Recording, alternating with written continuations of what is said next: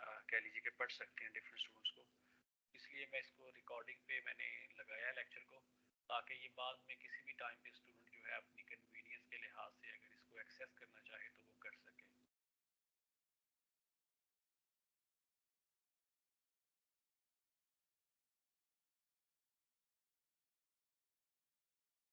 Okay, तो please ज़रा recall कर लें। लास्ट टाइम हम जो टॉपिक डिस्कस कर रहे थे वो बेसिकली चैप्टर 8 में इन्वेंट्रीज के रिलेटेड था, कि जो चैप्टर 6 में हमारी डिस्कशन थी कि इन्वेंट्री को जब बाय किया जाता है तो उसको रिकॉर्ड करने के बेसिकली हमारे पास जो मेथड या अप्रोचेस थी वो बेसिकली टू थी।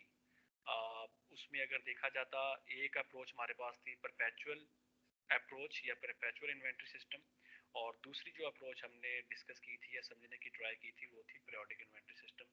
और इन्हीं को कह लीजिए कि डिस्कस करते हुए हमने उसके डिफरेंट केसेस को चैप्टर नंबर 6 में प्रैक्टिस किया, क्वेश्चन की फॉर्म में भी और डिस्कशन की फॉर्म में भी लेकर चलिए। फिर वहीं से हमने इसका ग्रॉस इनवाइस मेथड और नेट कॉस्ट मेथड देखा कि वो कैसे है, उस पे अंडर अगर ट्रांजेक्शन को रिकॉर्ड करना हो तो कैसे किया जा सकता है। देन हमने जो बिल्कुल वेरी कह लीजिए कि लास्ट लेक्चर हमारा था उसमें डिस्कस किया था कि यही इन्वेंट्री जब परचेज की जाती है तो इनिशियली चूंकि बैलेंस शीट में रिपोर्ट कर दी जाती है एज एन एसेट, और बैलेंस शीट में जब इसको हम एज एन एसेट रिपोर्ट करते हैं और वो जो भी हमने इन्वेंट्री बाय की होती है वहाँ पे क्लब करके एक सिंगल अकाउंट इन्वेंट्री के नेम से उसको रिपोर्ट कर दिया जाता है। लेकिन प्रॉब्लम ये था कि जब हम इसी इन्वेंट्री को सेल करते थे तो ये आइडेंटिफाई करना कि हम ये जो इन्वेंट्री पहले बाय कर चुके थे तो उसमें से कौन सी इन्वेंट्री सेल हुई है। मैं थोड़ा रिकॉल करवाने की ट्राई करूंगा कि हमने ये बात की थी कि अगर 3 मार्कर्स जो एग्जांपल आपके साथ शेयर की गई थी परचेज किए गए थे 10 रुपी की प्राइस पर एक मार्कर, और देन लेटर ऑन 11 रुपी पे परचेज किया गया, और देन कुछ और अरसा गुजरने के बाद हमने एक और मार्कर परचेज किया तो उसकी जो कॉस्ट थी मार्केट में ड्यू टू इन्फ्लेशन या राइजिंग ट्रेंड इन प्राइसेस जो है वो इंक्रीज होकर 12 रुपी एक मार्कर की हो चुकी थी। तो इन्हीं 3 मार्कर्स की हेल्प से हमने ये आइडेंटिफाई या समझने की ट्राई की थी कि फिर जो मार्कर सेल होता है लेटर ऑन वो कौन से वाला हो सकता है, वो 10 वाला सेल हुआ या 11 रुपी वाला या 12 रुपी वाला।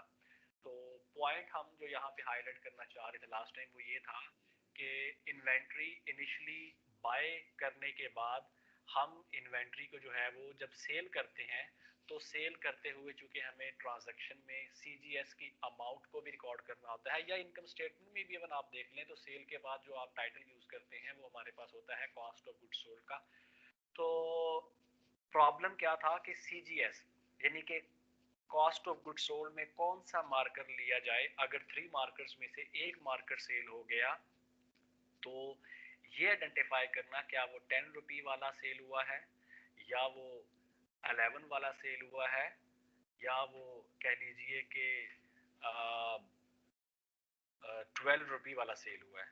तो कौन से वाला मार्कर सेल हुआ है ये हमने वहां पर कह लीजिए कि चेक करने के लिए कहा था। हमारे पास बेसिकली दो अप्रोचेस हैं, दो मेथड्स हैं। एक मेथड का नेम था स्पेसिफिक आइडेंटिफिकेशन और दूसरी अप्रोच का नेम था कॉस्ट फ्लो अजम्पशंस।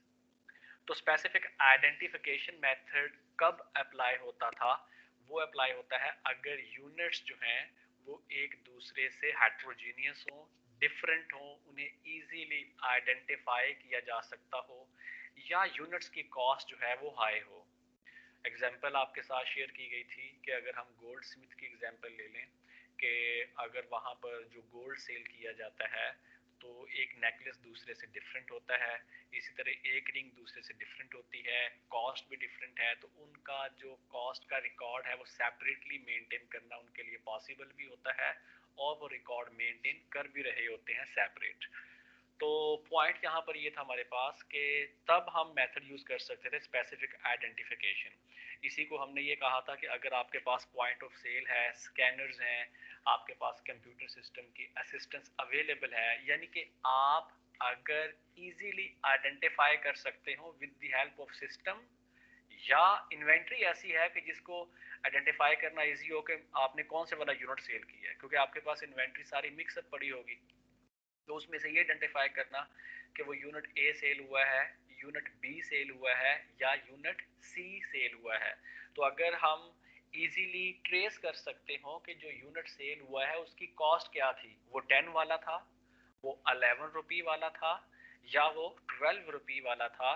तो फिर हमने ये बात की थी हमें यूज करना चाहिए स्पेसिफिक आइडेंटिफिकेशन मेथड, यानी कि अगर स्पेसिफिकली आइडेंटिफाई करना यूनिट को हमारे लिए पॉसिबल हो। फॉर एग्जाम्पल मेरे पास अगर कंप्यूटर है, मैंने यही मार्कर सेल किया है, तो आजकल आपको आइडिया है कि स्कैनर्स के थ्रू बार कोड को जब रीड किया जाएगा तो मेरा वो सिस्टम जो है वो पॉइंट ऑफ सेल जो है वो बता देगा कि मार्कर 10 रुपी वाला सेल हो रहा है, 11 वाला सेल हो रहा है, या 12 रुपी वाला सेल हो रहा है। तो इसलिए अगर कोई ऐसा सिस्टम, कोई ऐसी अप्रोच, कोई ऐसी कैली टेक्नोलॉजी आप यूज कर रहे हैं या आपके लिए पॉसिबल है उसको यूज करना, देन आप स्पेसिफिक आइडेंटिफिकेशन यानी कि जो कॉस्ट होगी उसी को सीजीएस में रिकॉर्ड करेंगे। लेकिन प्रॉब्लम तब होता था कि अगर आपके पास कह लीजिए कि कॉस्ट बेनिफिट एनालिसिस से आपने चेक किया, तो पॉसिबल नहीं है कि आप कोई कंप्यूटर सिस्टम को यूज कर सकें, या पॉसिबल नहीं है कि आपको पॉइंट ऑफ सेल टर्मिनल्स वगैरह जो यूज करते हैं उसको आप बेस बना सकें आइडेंटिफाई करने के लिए कि जो मार्केट सेल हो रहा है वो कौन से वाला है, 10 वाला, 11 वाला, 12 वाला।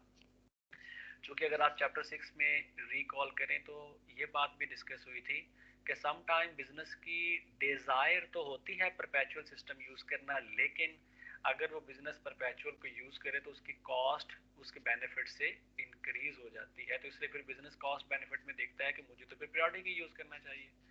तो इसलिए कंप्यूटर सिस्टम को मे बी, या वो जो भी हमने उसकी रीजंस देखी थी वहां पर, कि पॉसिबल नहीं होता सम टाइम रिकॉर्ड को साथ साथ मेंटेन करना, या कंप्यूटर सिस्टम को जो अवेल करने के लिए आपको रिक्वायरमेंट्स होती हैं उनको अरेंज करना, क्योंकि उससे कॉस्ट इंक्रीज हो जाती है।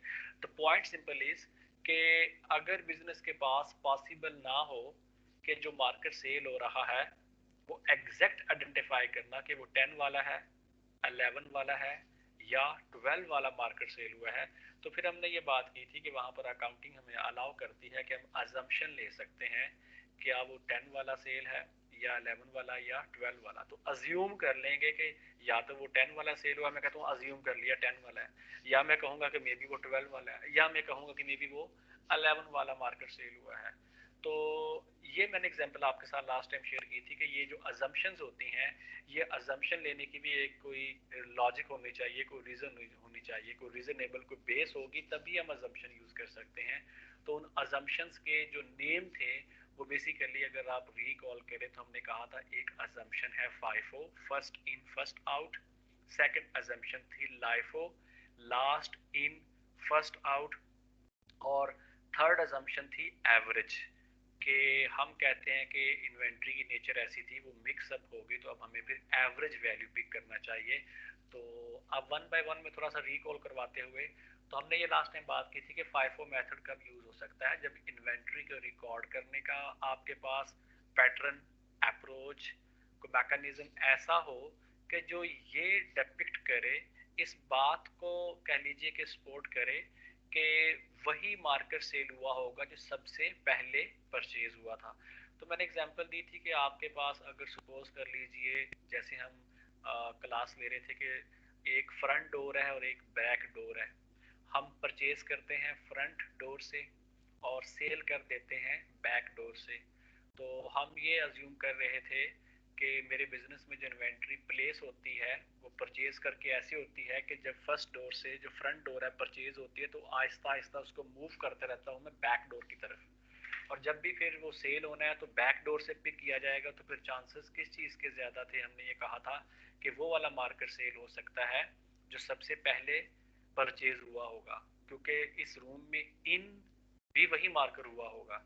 तो सिंपल इज कि FIFO first in first out method तब यूज किया जा सकता था कि जब आपकी इन्वेंट्री का जो रिकॉर्ड है वो इस चीज को ज्यादा सपोर्ट करे कि आपके बिजनेस में जब भी इन्वेंट्री सेल होती है तो पिक वहां से की जाती है जो सबसे पहले परचेज हुआ होता है, यानी कि ओल्डर इन्वेंट्री पहले सेल हो जाएगी।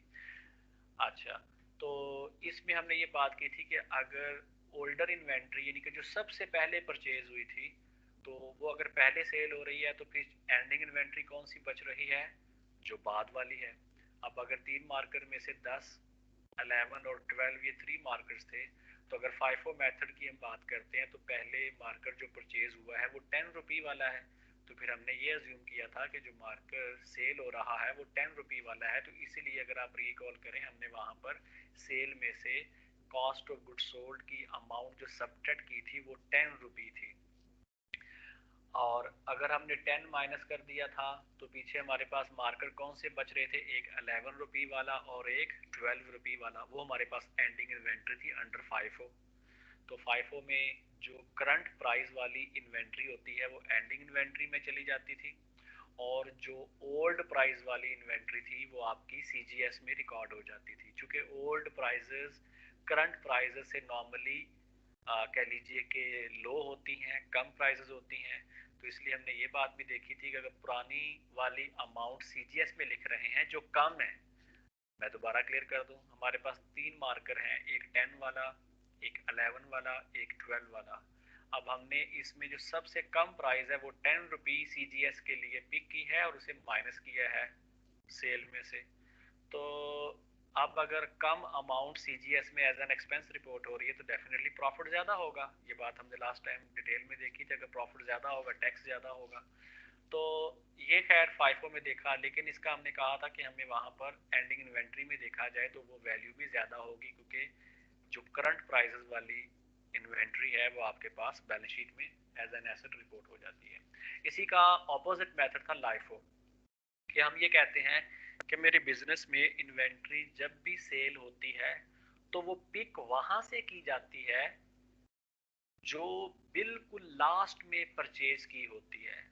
यही एग्जांपल मैंने आपके साथ इसी तरह से शेयर की थी कि हमारे पास इन्वेंट्री जहां प्लेस की जाती है वहां पर सिर्फ सिंगल एक डोर ही है, या चले टू डोर्स भी हों, फ्रंट एंड बैक डोर, लेकिन आपका जो सेल का पैटर्न है या परचेज करके इन्वेंट्री को स्टोर करने की जो प्रैक्टिस है वो ऐसी है कि फ्रंट डोर से ही इन्वेंट्री परचेज करके प्लेस की जाती है उस रूम में, और फ्रंट डोर से ही पिक करके आप सेल कर देते हैं। तो हमने ये कहा था कि फिर चांसेस इस बात के ज्यादा होते हैं कि अगर वही उसी डोर से आप पिक करके सेल करेंगे तो फिर ज्यादा चांस इस बात के होंगे कि जो इन्वेंट्री सेल की जा रही है, जो यूनिट सेल किए जा रहे हैं, वो लास्ट वाले यूनिट पहले सेल हो रहे हैं।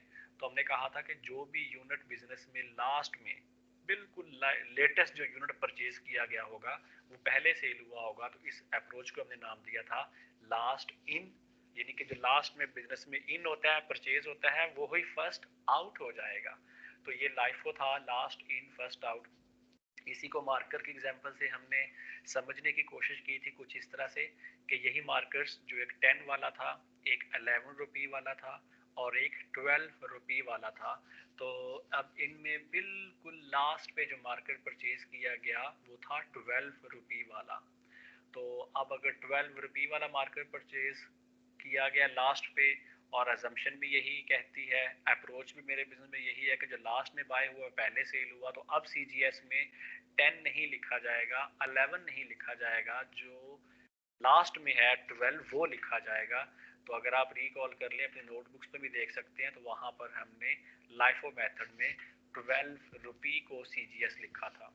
अब देखा जाए तो 12 रुपी जो प्राइस है, जो कॉस्ट है, ये हाईएस्ट प्राइस है इन इस इन्वेंट्री की कॉस्ट में जो हमारे पास अवेलेबल है। एक 10 है, एक 11, एक 12, इनमें हाईएस्ट 12 है। अब सीजीएस हमारा एक्सपेंस था, अगर हाईएस्ट अमाउंट हमने एक्सपेंस चार्ज कर दी थी तो हमारे पास वहां पर कह लीजिए प्रॉफिट की अमाउंट कम थी, प्रॉफिट कम था तो हमारे पास टैक्स की अमाउंट भी कम थी। लेकिन इसमें अगर आप देखते जो आपके पास एंडिंग इन्वेंट्री बचती थी वो 11 और 10 वाली थी, यानी कि आपने अगर मोस्ट रिसेंट को सीजीएस चार्ज कर दिया है तो पुराने वाली प्राइसेस आपके पास एंडिंग इन्वेंट्री हो जाएंगी। अभी हम क्वेश्चन प्रैक्टिस करेंगे वहां से चीजें आपको ये और भी क्लियर हो जाएंगी कि ये कैसे एंडिंग इन्वेंट्री की अमाउंट। वैसे तो मैं लास्ट टाइम मार्केट एग्जाम्पल्स देखा था, लेकिन आज हम मजीद क्वेश्चन आपकी बुक से जो है वो पिक करके उसको प्रैक्टिस करेंगे। अब ये मेथड हमारे पास था लाइफो। अच्छा, इसी तरह जो है वो हमने एवरेज की बात की थी कि फिर हम क्या करते कि तीन मार्कर्स थे, एक 10 का, एक 11 का, एक 12 का। तो ये हमारे पास थ्री मार्कर्स, टोटल क्वांटिटी हमारे पास इन्वेंट्री की मिल जाती, और इन थ्री मार्कर्स की टोटल कॉस्ट कितनी मिलती है हमें वहां पर, वो थी 33। 10 प्लस 11 प्लस 12, 33। अब 33 को 3 पे डिवाइड किया था तो हमें एक मार्कर की एवरेज प्राइस या एवरेज कॉस्ट मिली थी जो कि थी 11 रुपी, क्योंकि 33 डिवाइड बाय अगर 3 करते हैं तो आंसर हमारे पास आता था 11। तो अब 11 रुपी एक मार्कर की कॉस्ट थी। अब अगर एक सेल हुआ तो फिर सीजीएस 11 था। तो सम हो प्लीज, मैंने यहाँ तक आपको जितनी अभी तक डिस्कशन की है ये वो डिस्कशन है जो लास्ट टाइम हम क्लास में ऑन कैंपस जो क्लासेस हमारी हो रही थी व्हाइट बोर्ड पे, हमने जो फ्राइडे का डे था अगर याद कर लें या जो भी दिन था, तो हमने ये डिस्कस किया था। और ये ताकि इसलिए भी ताकि इस लेक्चर का रिलेशन या कनेक्शन उसी लेक्चर के साथ है तो वो आप ज़रा रिकॉल कर सकें। तो यहाँ तक तो प्लीज़ कोई क्वेश्चन नहीं होगा, कोई इशू नहीं होना चाहिए, क्योंकि ये लास्ट टाइम डिस्कशन थी, सिर्फ उसको चूँकि इस क्लास के साथ लिंक करना था तो मैंने कहा कि ये डिस्कस कर लें पहले। तो अभी प्लीज़ ज़रा इन्हीं कॉन्सेप्ट्स की बेसिस पर जो मैंने आपसे बात की है बेसिकली कि मेन प्रॉब्लम क्या है। प्रॉब्लम मेन ये है कि जब भी इन्वेंट्री परचेज करके हम उसको सेल करते हैं तो ये आइडेंटिफाई करना कि जो इन्वेंट्री सेल हुई है वो कौन से वाली है, उसकी कॉस्ट क्या है, वो पहले वाली थी या बिल्कुल लास्ट वाली है या कोई एवरेज मिक्सअप था, तो या क्या हम एग्जैक्टली ट्रेस कर सकते हैं। तो बेसिकली हमने कहा कि हमने आइडेंटिफाई क्या करना है कि इन्वेंट्री का यूनिट जो सेल हो रहा है उसकी कॉस्ट क्या है। फिर रिपीट करूंगा, हम इस पूरे चैप्टर में बेसिकली आइडेंटिफाई क्या करते रहेंगे कि सीजीएस की अमाउंट क्या है, कॉस्ट ऑफ गुड्स सोल्ड की अमाउंट क्या है, जो इन्वेंट्री सेल हो रही है उसकी एक्चुअल अमाउंट है क्या है। तो उसको आइडेंटिफाई करने के, फाइंड आउट करने के दो मेथड थे। एक का नाम था स्पेसिफिक आइडेंटिफिकेशन और दूसरी का नाम था कॉस्ट फ्लो अजम्पशन। तो इस पूरे चैप्टर में यही चीज़ें बार बार हमारी रिपीट होती रहेंगी और इन्हीं को कह लीजिए कि हम प्रैक्टिस करेंगे। अब एक क्वेश्चन आपके साथ स्क्रीन पर शो हो रहा होगा एक्सरसाइज का 8.1। प्लीज अगर किसी को ये विजिबल नहीं है तो मुझे बता दीजिए।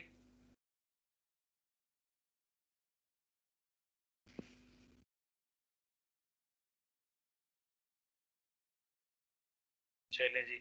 अब प्लीज आप लोग अगर आपके पास बुक्स अपनी हैं तो आई विल रिक्वेस्ट कि आप अपनी बुक में एक्सरसाइज का जो क्वेश्चन 8.1 है उसे काइंडली ओपन कर लीजिए।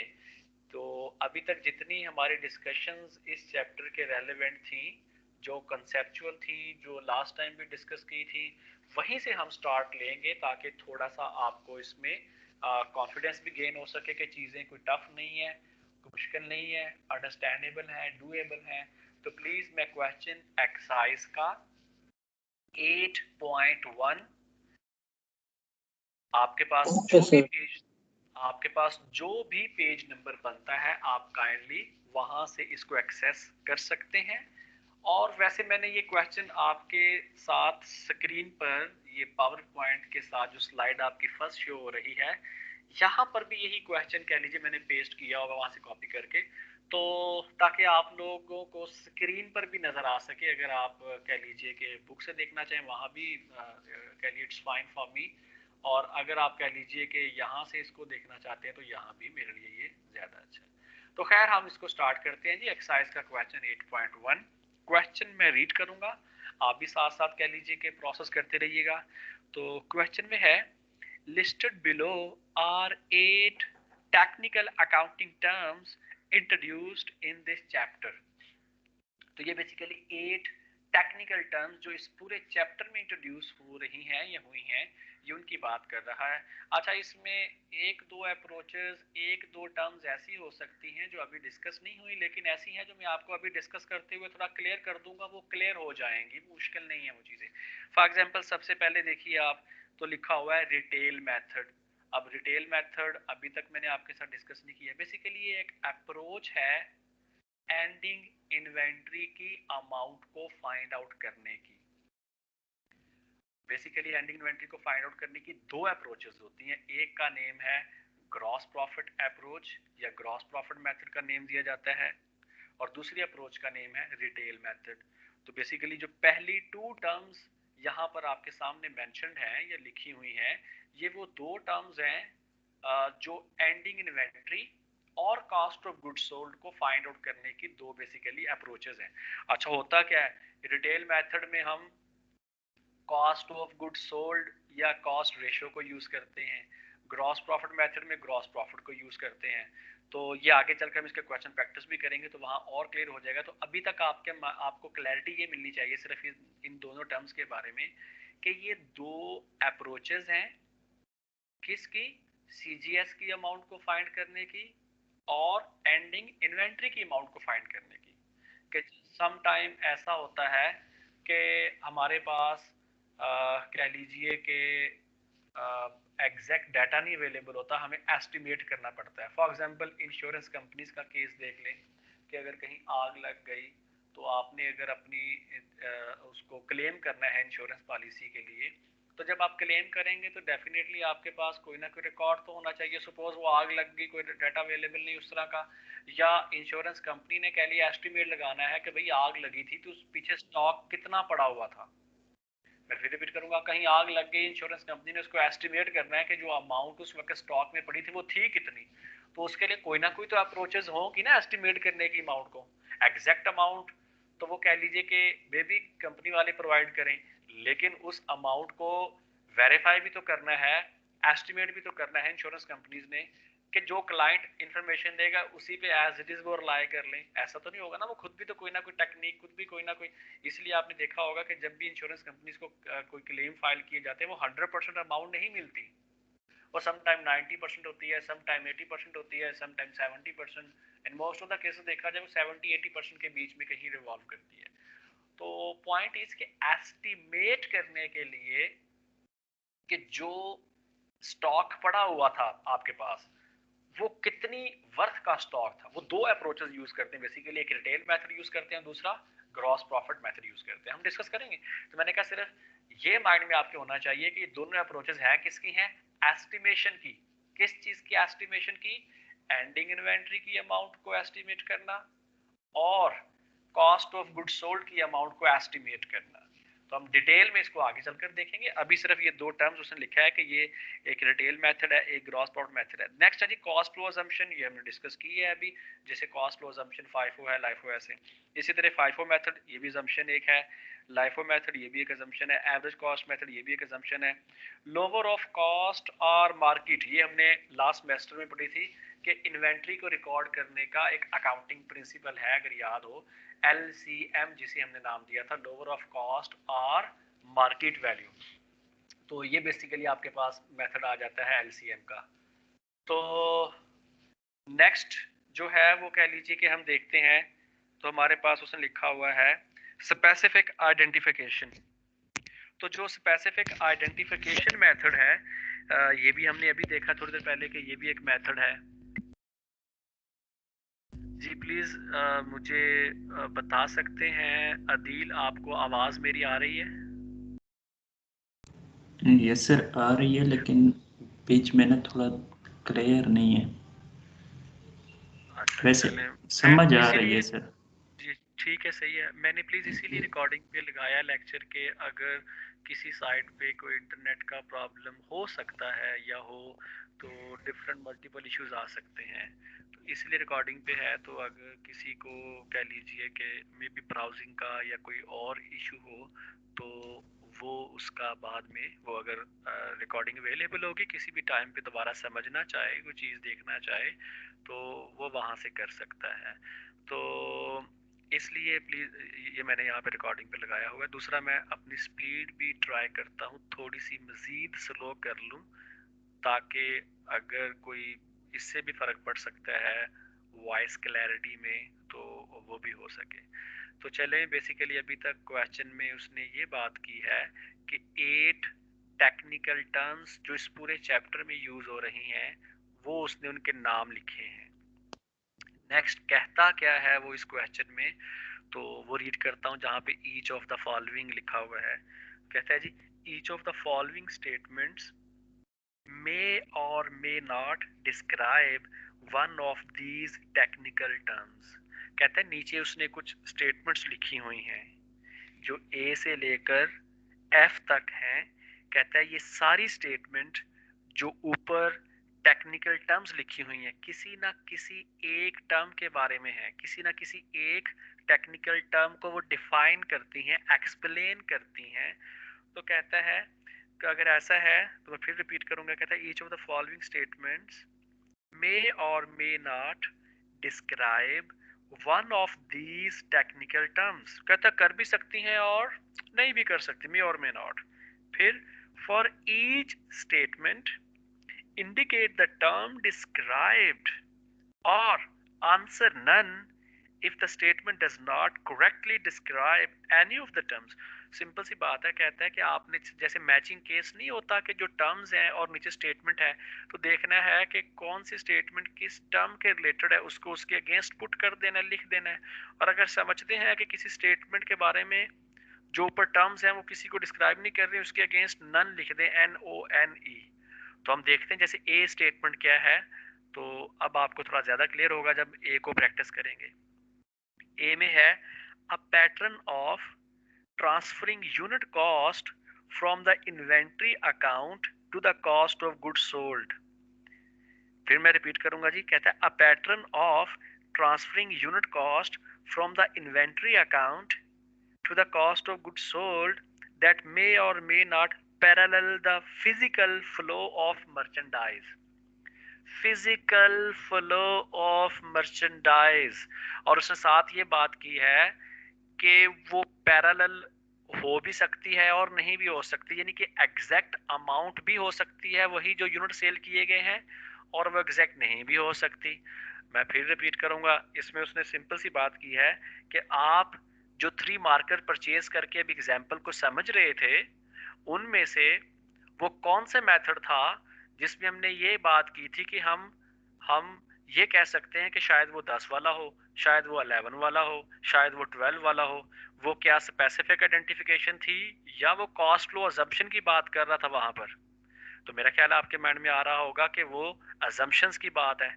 अब देखना ये है, क्योंकि अजम्पशन में मैंने यही बात की कि हो भी सकता है और नहीं भी हो सकता, कि जो हम अज्यूम करें कि मार्केट सेल हुआ है 10 वाला, 11 वाला, 12 वाला, मे भी वाकई 10 वाला हो।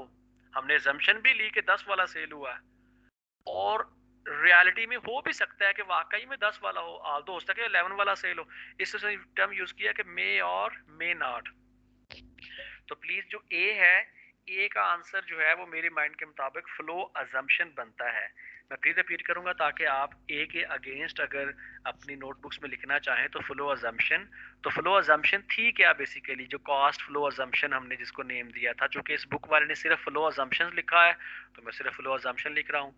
अदरवाइज इसी ऑथर ने जिसका ये क्वेश्चन है, इसके आप रीडिंग देखेंगे तो वहां पर इसने कंप्लीट ये वर्ड ऐसे यूज किया हुआ है, कॉस्ट फ्लो अजम्पशन। तो चूंकि यहाँ उसने क्वेश्चन में सिर्फ फ्लो अजम्पशन लिखा है, इसलिए मैं फ्लो अजम्पशन का ही यहाँ पर बार बार नेम ले रहा हूँ। तो प्लीज देखिए, वो कहता है a pattern of transferring unit cost, और यूनिट कॉस्ट किसकी, इन्वेंट्री की, from the inventory account to the CGS, cost of goods sold, that may or may not parallel the physical flow of merchandise. हो भी सकता है और वो नहीं भी हो सकता, जाहिर बात है वो अजम्पशन हो सकती है। वो अजम्पशन अगर ना होती, वो कहता है एग्जैक्ट अमाउंट, स्पेसिफिकली को ऐसी बात कर देता, फिर स्पेसिफिक आइडेंटिफिकेशन होती। तो खैर ए का जो आंसर है वो बनता है हमारे पास फ्लो अजम्पशंस। बी देखिए जी, द ओनली फ्लो अजम्पशन। अब फ्लो अजम्पशन के बीच में फर्दर जो मेथड्स हमारे पास है उनकी कोई किसी की बात कर रहा है। तो कहता है the only flow assumption in which all units of merchandise are assigned the same per unit cost। देखिए सेम पर यूनिट कॉस्ट किस मेथड में थी, जो एवरेज मेथड था। हमने क्या किया था एवरेज मेथड में, एवरेज में जितनी भी इन्वेंट्री पड़ी हुई थी उसको टोटल कॉस्ट पे डिवाइड कर दिया था। तो जब डिवाइड किया तो हमारे पास एक मार्कर की प्राइस आ गई थी 11, 3 मार्कर्स थे इन्वेंट्री में और कॉस्ट थी हमारे पास 33। तो 33 को डिवाइड किया था किस पे, 3 पे, तो एक मार्कर की कॉस्ट आई थी 11। ये भी वही बात कर रहा है, the only flow assumption in which all units of merchandise are assigned the same per unit cost.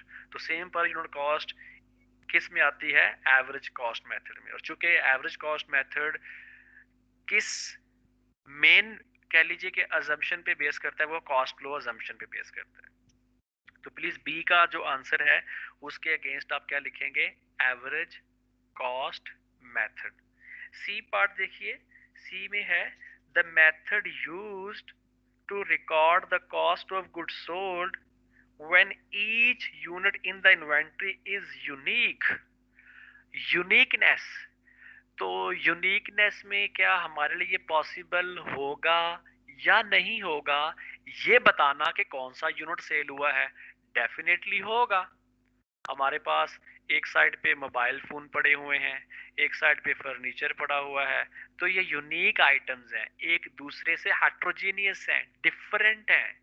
इनका ये आइडेंटिफाई करना कि क्या वो चेयर सेल हुई है, क्या वो मार्कर सेल हुई है, हमारे लिए बड़ा इजीली पॉसिबल है। तो हमने यही बात की थी कि जिस जगह यूनिकनेस पाई जाए, हेट्रोजीनियस का फैक्टर पाया जाए, वॉल्यूम ऑफ ट्रांजैक्शन लो हो या यूनिट कॉस्ट हाई हो या हम ट्रेस कर सकते हो, तो वहां पे स्पेसिफिक आइडेंटिफिकेशन। अब इसने यहाँ जो स्टेटमेंट में वर्ड यूज किया है वो है यूनिकनेस का वर्ड, कि जो कहता है कि मेथड रिकॉर्ड करता है सीजीएस के लिए और उसमें इन्वेंट्री किस नेचर की होती है, यूनिक। तो वहां पर हम फिर अजम्पशन नहीं लेते, वहां पर हम क्या करते हैं, स्पेसिफिक आइडेंटिफिकेशन। क्योंकि हमने ये बात की थी कि अजम्पशन कब लेनी है, जब यूनिट सिमिलर हो, होमोजीनियस हो, आइडेंटिफाई करना हमारे लिए पॉसिबल ना हो कि कौन सा सेल हुआ है, पहले वाला या बाद वाला या मिक्स हो गया, तो इस तब हम अजम्पशन लेते थे। जबकि यहाँ पे उसने क्या कहा है, यूनिक है, डिफरेंट है, इट मींस आपको ट्रेस करना इजीली पॉसिबल होगा कि ये बताना कि कौन सा सेल हुआ है। तो इसलिए यहाँ पर मेथड जो है, ये जो सॉरी सी का जो आंसर बनता है वो बनता है स्पेसिफिक आइडेंटिफिकेशन, क्योंकि मेथड यही एप्लीकेबल होता है इन केसेस में। डी देखिए, डी स्टेटमेंट क्या है, the most conservative of the flow assumptions. अब इट मींस ये तो आपको क्लियर हो गया जब उसने बोला है फ्लो अजम्पशंस, तो इसका मतलब है या फाइफो होगा या लाइफो होगा या एवरेज होगा। अब कंजर्वेटिव, जरा सोचिए, कंजर्वेटिव होने का मतलब क्या है कि आप मतलब जो है वो जिससे आपको जरा कह लिए प्रोटेक्शन मिल जाती है, जिससे आपको सिक्योरिटी ज्यादा मिल जाती है, उसकी तरफ आप मूव करते हैं। अब देखते जरा किस चीज की है, the most conservative of the flow assumptions during a period of sustained rising prices. अगर प्राइसेस इंक्रीज हो रही हो तो इट मींस कि जो यूनिट बाद में परचेज किए जाएंगे, जो रिसेंटली परचेज किए गए होंगे, उनकी प्राइसेस हाई होंगी, उनकी कॉस्ट हाई होगी। तो ये किस मेथड को रिफ्लेक्ट करता है, सपोर्ट करता है, ये लाइफो को रिफ्लेक्ट कर रहा है कि आप कंजर्वेटिव हो गए वहां पर, कि आपने कहा जो रिसेंट प्राइस है उसको मैं पहले रिपोर्ट कर देता हूँ सीजीएस, अपना एक्सपेंस ज्यादा रिपोर्ट कर देता हूँ ताकि मेरा टैक्स क्या हो जाए, सेव हो जाए। तो आप कहते हैं ना कंजर्वेटिव में ये कि यार जितना अभी सेव होता है वो सेव कर लो, बचा लो। अग्रेसिव में आप रिस्क ले लेते हैं, तो कंजर्वेटिव में आप थोड़ा सा कह लीजिए कि रिस्क नहीं लेते उतना। तो इसलिए यहाँ पे आपने कहा कि भाई कल जो भी टैक्स रेट होता है, कल इंक्रीज हो जाए कम हो जाए मुझसे नहीं, मैं तो आज जो है उसी के लिहाज से अपना टैक्स सेव करना चाहूंगा। तो इसलिए जो रिसेंट प्राइस है मैं उसको पहले चार्ज कर देता हूँ। तो प्लीज इसलिए ये जो डी स्टेटमेंट उसने यहाँ पर आपके सामने लिखी हुई है, अगर आप इसको नेक्स्ट स्लाइड की तरफ देखते हैं तो नेक्स्ट स्लाइड में भी ये प्लीज देखिए, डी पे उसने लिखा हुआ the most conservative of the flow assumptions during a period of sustained inflation. तो प्लीज मुझे बताइएगा, ये मेरा जो कर्सर है, जो एरो है, क्या ये आपको स्क्रीन पे ये भी नजर आ रहा है कि नहीं आ रहा? ये नहीं आ रहा सर, नहीं नजर आ सर रहा ये है? नजर नहीं आ रहा। ओके फाइन, तो डी पार्ट नजर आ रहा है, डी लिखा हुआ जो डी है? Yes sir, okay fine, yes तो सर। जी थैंक यू। तो डी पार्ट का जो आंसर है सस्टेन्ड राइजिंग प्राइसेस वाला, उसमें हमने कहा कि लाइफो मेथड एप्लीकेबल होगा, तो डी का आंसर है जी लाइफो मेथड। अब डी के बाद जी ई मेथड देखिए, ई स्टेटमेंट सॉरी, ई में है the flow assumption that provides the most current evaluation। अब मोस्ट करंट वैल्यूएशन की बात कर रहा है, करंट वैल्यूएशन, करंट प्राइसेस की बात कर रहा है, लेकिन किसके साथ वो स्टेटमेंट यूज कर रहा है, of inventory in the balance sheet. आप जरा गौर से सुनिए, उसने सीजीएस की बात नहीं की। अगर कहता most current prices for CGS, फिर वो लाइफो हो जाता। लेकिन अब उसने बात क्या की है, most current prices for ending inventory, for inventory in the balance sheet, क्योंकि बैलेंस शीट में इन्वेंट्री कौन सी रिपोर्ट होती है, जो एंडिंग होती है। आप जरा देखिए, 3 मार्कर थे, एक 10 वाला, एक 11 वाला, और थर्ड मार्कर था हमारे पास 12 वाला। तो हम जरा अपने माइंड में खुद आप सोचिए जरा कि किस वाली अप्रोच में, क्या फाइफो में, क्या लाइफो में, जो एंडिंग बैलेंस बचेगा इन्वेंट्री का, जो मार्कर बच जाएंगे, वो किस मेथड में होंगे। तो डेफिनेटली आपके माइंड में आ रहा होगा फाइफो में, क्योंकि आपने क्या किया होगा कि फाइफो में जो सबसे पहले वाला मार्कर है, FIFO first in first out है ना, तो फाइफो में क्या किया होगा, जो सबसे पहले वाला है वो क्या, कौन सा था, 10 रुपी वाला। जो सबसे पहले वाला था मार्कर, उसकी कॉस्ट थी 10 वाला। तो अगर आपने फाइफो को यूज किया होगा, तब 10 वाला सीजीएस में चला गया होगा, 10 वाला सीजीएस में रिकॉर्ड कर दिया। तो पीछे एंडिंग इन्वेंट्री में कौन सा बचा होगा, वो 11 और 12 वाला। तो वो 10 के साथ कंपेयर किया जाए तो रीसेंट प्राइस बन जाती है। तो इसलिए अगर हम मोस्ट रीसेंट प्राइस चेक करना चाहते हैं एंडिंग इन्वेंट्री के साथ, तो फिर वो फाइफो मेथड होगा। तो इसलिए जो स्टेटमेंट ई है, इसका आंसर बनेगा फाइफो। मैं फिर रिपीट करूंगा, इसलिए क्योंकि उसने ये बात की है कि इन्वेंट्री के साथ करंट वैल्यूएशन किसकी होगी, इन्वेंट्री के साथ करंट प्राइस किसकी होगी। तो भाई इन्वेंट्री के साथ करंट प्राइस बचेगी अगर पहले वाली सेल हो गई। तो इसलिए अगर पहले वाली सेल करते हैं तो मेथड किस वाले में सेल हो जाती, पहले वाली फाइफो वाले में। तो इसलिए ई का आंसर है फाइफो मेथड। जी पार्ट एफ देखिए जरा इसी का, जो स्टेटमेंट एफ है वो कहते हैं a technique for estimating. Recall कर लें, क्वेश्चन स्टार्ट होते ही मैंने एक बात की थी कि एस्टिमेशन की टेक्निक्स दो हैं, सीजीएस को एस्टिमेट करने का और एंडिंग इन्वेंट्री को एस्टिमेट करने की। मैंने कहा था दो टेक्निक्स हैं, एक है रिटेल मेथड और दूसरी थी ग्रॉस जो प्राइस मेथड था, तो ग्रॉस प्रॉफिट मेथड सॉरी। तो अब यहाँ पर एफ को जैसे ही आपने स्टार्ट किया पढ़ना, तो आपके माइंड में आ गया कि यार ये तो सिर्फ इन दोनों में से कोई एक है, या रिटेल है या ग्रॉस प्रॉफिट है। तो इतनी आसानी तो होगी, बाकी आउट होगी, इन दोनों में से कोई सर्च करना है। अब देखते हैं स्टेटमेंट रीड करके क्या कहता है। A technique for estimating the cost of goods sold and the ending inventory। अब यहां तक तो वही बात है जो दोनों मेथड्स में अप्लाई होती है। That is based, अब यहां से चीज जरा डिफरेंशिएशन क्रिएट करेगी। That is based on the relationship between cost and sale price during the current accounting period. Please उसने कहीं भी ग्रॉस प्रॉफिट का वर्ड यूज नहीं किया, उसने बात किया यूज किसकी, कॉस्ट और सेल की, कॉस्ट रेशियो की। तो ये मेथड रिटेल होता है। अगर कहता है ग्रॉस प्रॉफिट का वर्ड यूज बीच में करता कि ग्रॉस प्रॉफिट की बेस पर, फिर ये मेथड बन जाता ग्रॉस प्रॉफिट का। चूंकि ये उसने यूज किया है कॉस्ट और सेल का, तो ये कॉस्ट रेशियो रिटेल मेथड में यूज होती है। तो इसलिए ये जो स्टेटमेंट आपकी एफ है, इसका आंसर बनेगा रिटेल मेथड। उसने कहीं भी ये नहीं बात की कि gross profit divide by sale, उसने कहा cost divide by sale, cost to sale, cost ratio. और कॉस्ट रेशियो मैंने कहा किस मेथड में एप्लीकेबल होती है, किस मेथड में यूज होती थी, रिटेल मेथड में। तो इसलिए एफ पार्ट का जो आंसर है वो है रिटेल मेथड। किसी स्टूडेंट का अगर ए से लेकर एफ पार्ट तक कोई क्वेश्चन क्वेरी है तो अपना क्वेश्चन पुट कर सकता है जी।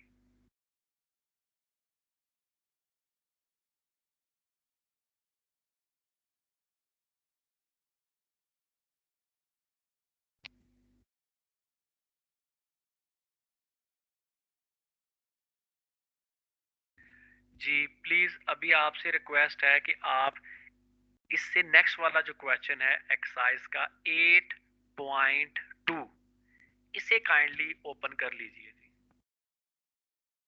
प्लीज तमाम स्टूडेंट्स रिक्वेस्ट है कि आपके पास जो ये क्वेश्चन है 8.2 इसे ओपन कर लीजिए जी। Okay sir. मैं प्लीज थोड़ा सा वेट इसलिए करता हूँ ताकि आप लोगों के पास अगर पेज स्क्रॉल करते हुए या पेज टर्न करते हुए कोई टाइम कोई 10-15 सेकंड का रिक्वायर्ड हो तो वो आप इजीली उसको यूटिलाइज कर सकें। तो प्लीज जरा देखते हैं कि अगर आप कहते हैं तो मैं यहाँ से अपनी स्क्रीन शेयर करके आपको क्वेश्चन भी ये ट्राई कर लेता हूँ। अगर यहाँ से स्क्रीन शेयर हो जाए तो if ये slide yes sir. Slide out हो जाएंगी मेरा ख्याल। यस सर, जैसे आपको इजी लगे। स्लाइड आउट ना हो जाए। अभी स्लाइड नजर आ रही है आपको? Yes sir. यस सर, आ रही है नजर। तो फिर अगर मैं उस पर जाऊंगा तो मेरा ख्याल है फिर वो स्लाइड आउट हो जाएंगी, इसलिए उस पर टाइम दोबारा ब्राउजिंग में लेगा। तो हम इसी को ऐसे कंटिन्यू करते सर हैं। आवाज बहुत कम। जरा ट्राई करें कहीं आपके मोबाइल में, अगर मोबाइल से ले रहे हैं या सिस्टम से ले रहे हैं तो कहीं ऐसा ना हो कि उसमें कहीं कोई वॉल्यूम लो हो। मैं मजीद ऊंचा बोलने की ट्राई करता हूँ नहीं सर, ताकि आपकी अगर बेसिकली मेरी तरफ कम आ से रही है आवाज। आप मैं इसलिए कह रहा हूँ कि हो सकता है कि शायद मेरी तरफ कोई ऐसा इशू आ रहा हो, इसलिए मैंने अभी थोड़ा सा और लाउडली बोलना शुरू किया है तो शायद अभी ज्यादा क्लियर हो रही हो आवाज। तो प्लीज मैं जरा क्वेश्चन जो है ये एक्सरसाइज का ये 8.2 रीड करूंगा। तो इस क्वेश्चन में आप देखिए जरा, क्वेश्चन के स्टार्ट में कहता है on May 10 Hudson Computing sold 90 Millennium laptop computers to Apex Publishers। वो कहता है कि उसने 90 कंप्यूटर बेसिकली सेल किए हैं। 90 लैपटॉप कंप्यूटर जो हैं ये उसने क्या किए हैं, सेल किए हैं। अब नेक्स्ट क्या कहता है जी, at the date of the sale Hudson perpetual inventory records. अब सिस्टम यूज कर रहे हैं परपेचुअल। ये हमने चैप्टर 6 में देखा था कि परपेचुअल सिस्टम की क्या कंडीशंस होती हैं और उससे क्या बेनिफिट हमें मिल सकते हैं। तो कहता है at the date of this sale Hudson's perpetual inventory records included the following cost layers for the Millennium laptops। Okay, ये कॉस्ट लेयर्स आपके पास हैं। एक लेयर आपको परचेज डेट की बता रही है, वहां पर वो कहती है अप्रैल 9 को 70 कंप्यूटर परचेज हुए हैं और एक कंप्यूटर की जो यूनिट कॉस्ट है वो है $1500। मैं फिर रिपीट करूंगा, वो कहता है कि आपके पास वो कहता है कि 70 कंप्यूटर परचेज किए गए हैं। कितने परचेज किए गए हैं जी? 70 कंप्यूटर परचेज किए गए हैं। अब प्लीज जरा देखिए, आपको ये स्क्रीन शो हो रही है व्हाइट बोर्ड, ये क्वेश्चन वाली? Yes sir. Okay fine. तो कहता है जी कि यस उसने सर। ओके फाइन, ये जो 70 मैंने 70 ये लिखा है उसने अप्रैल 9 को 70 कंप्यूटर परचेज किए गए हैं और एक कंप्यूटर की यूनिट कॉस्ट है 1500। यानी कि एक कंप्यूटर 1500 का है, 70 कितने के होंगे? सिंपली मल्टीप्लाई 70 को करना होगा 1500 से, तो ये $1,05,000 कॉस्ट है इन 70 कंप्यूटर्स की।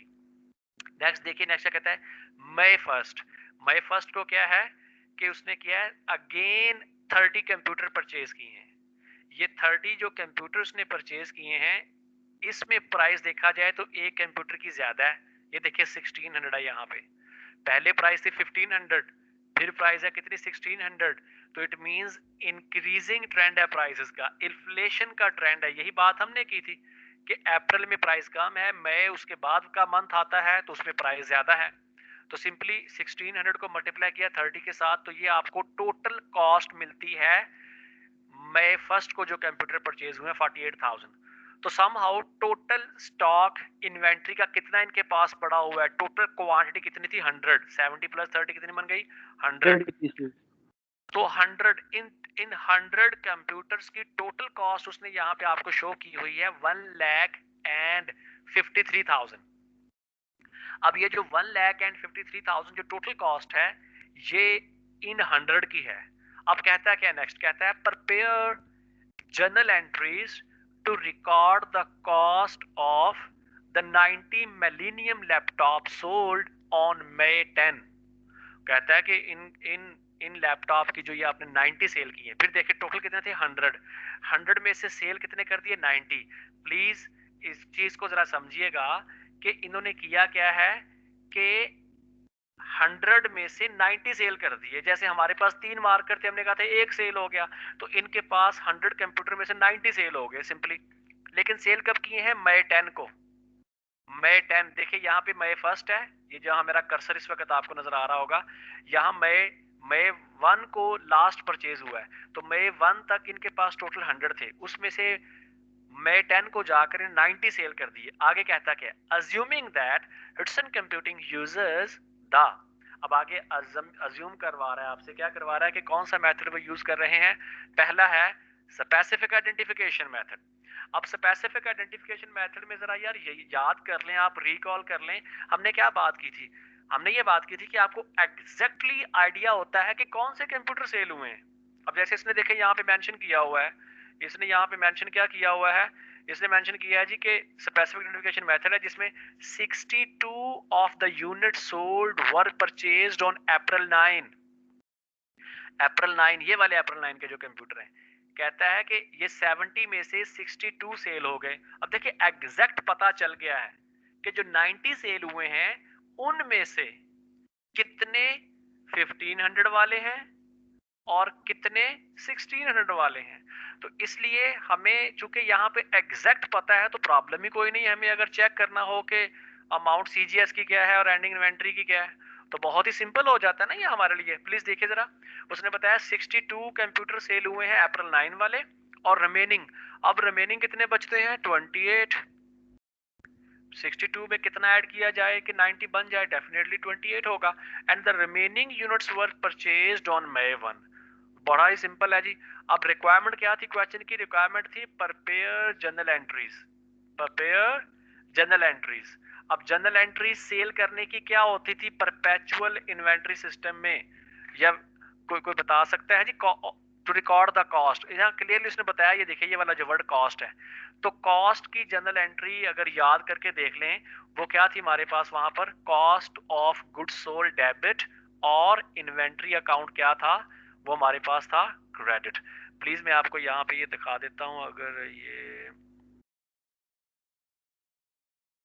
किस पे था?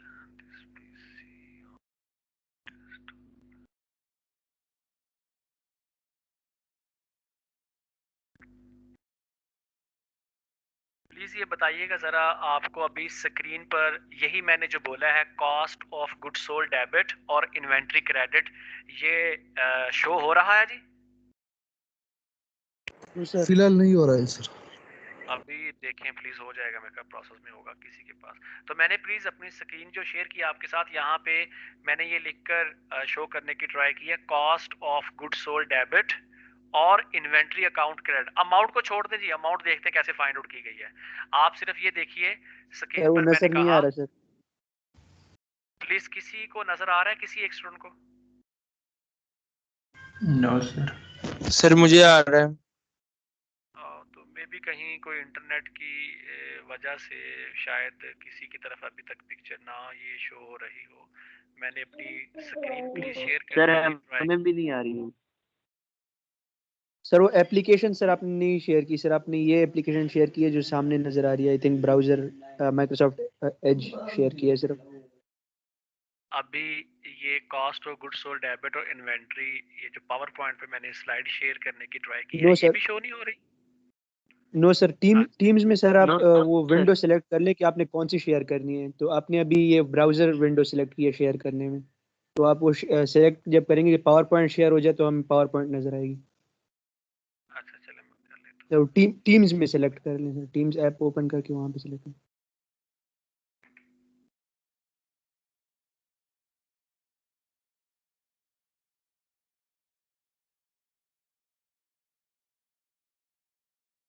वैसे मैंने स्क्रीन शेयर की थी, लेकिन वो में भी कोई टेक्निकल जैसे आप बता रहे हैं उसमें कोई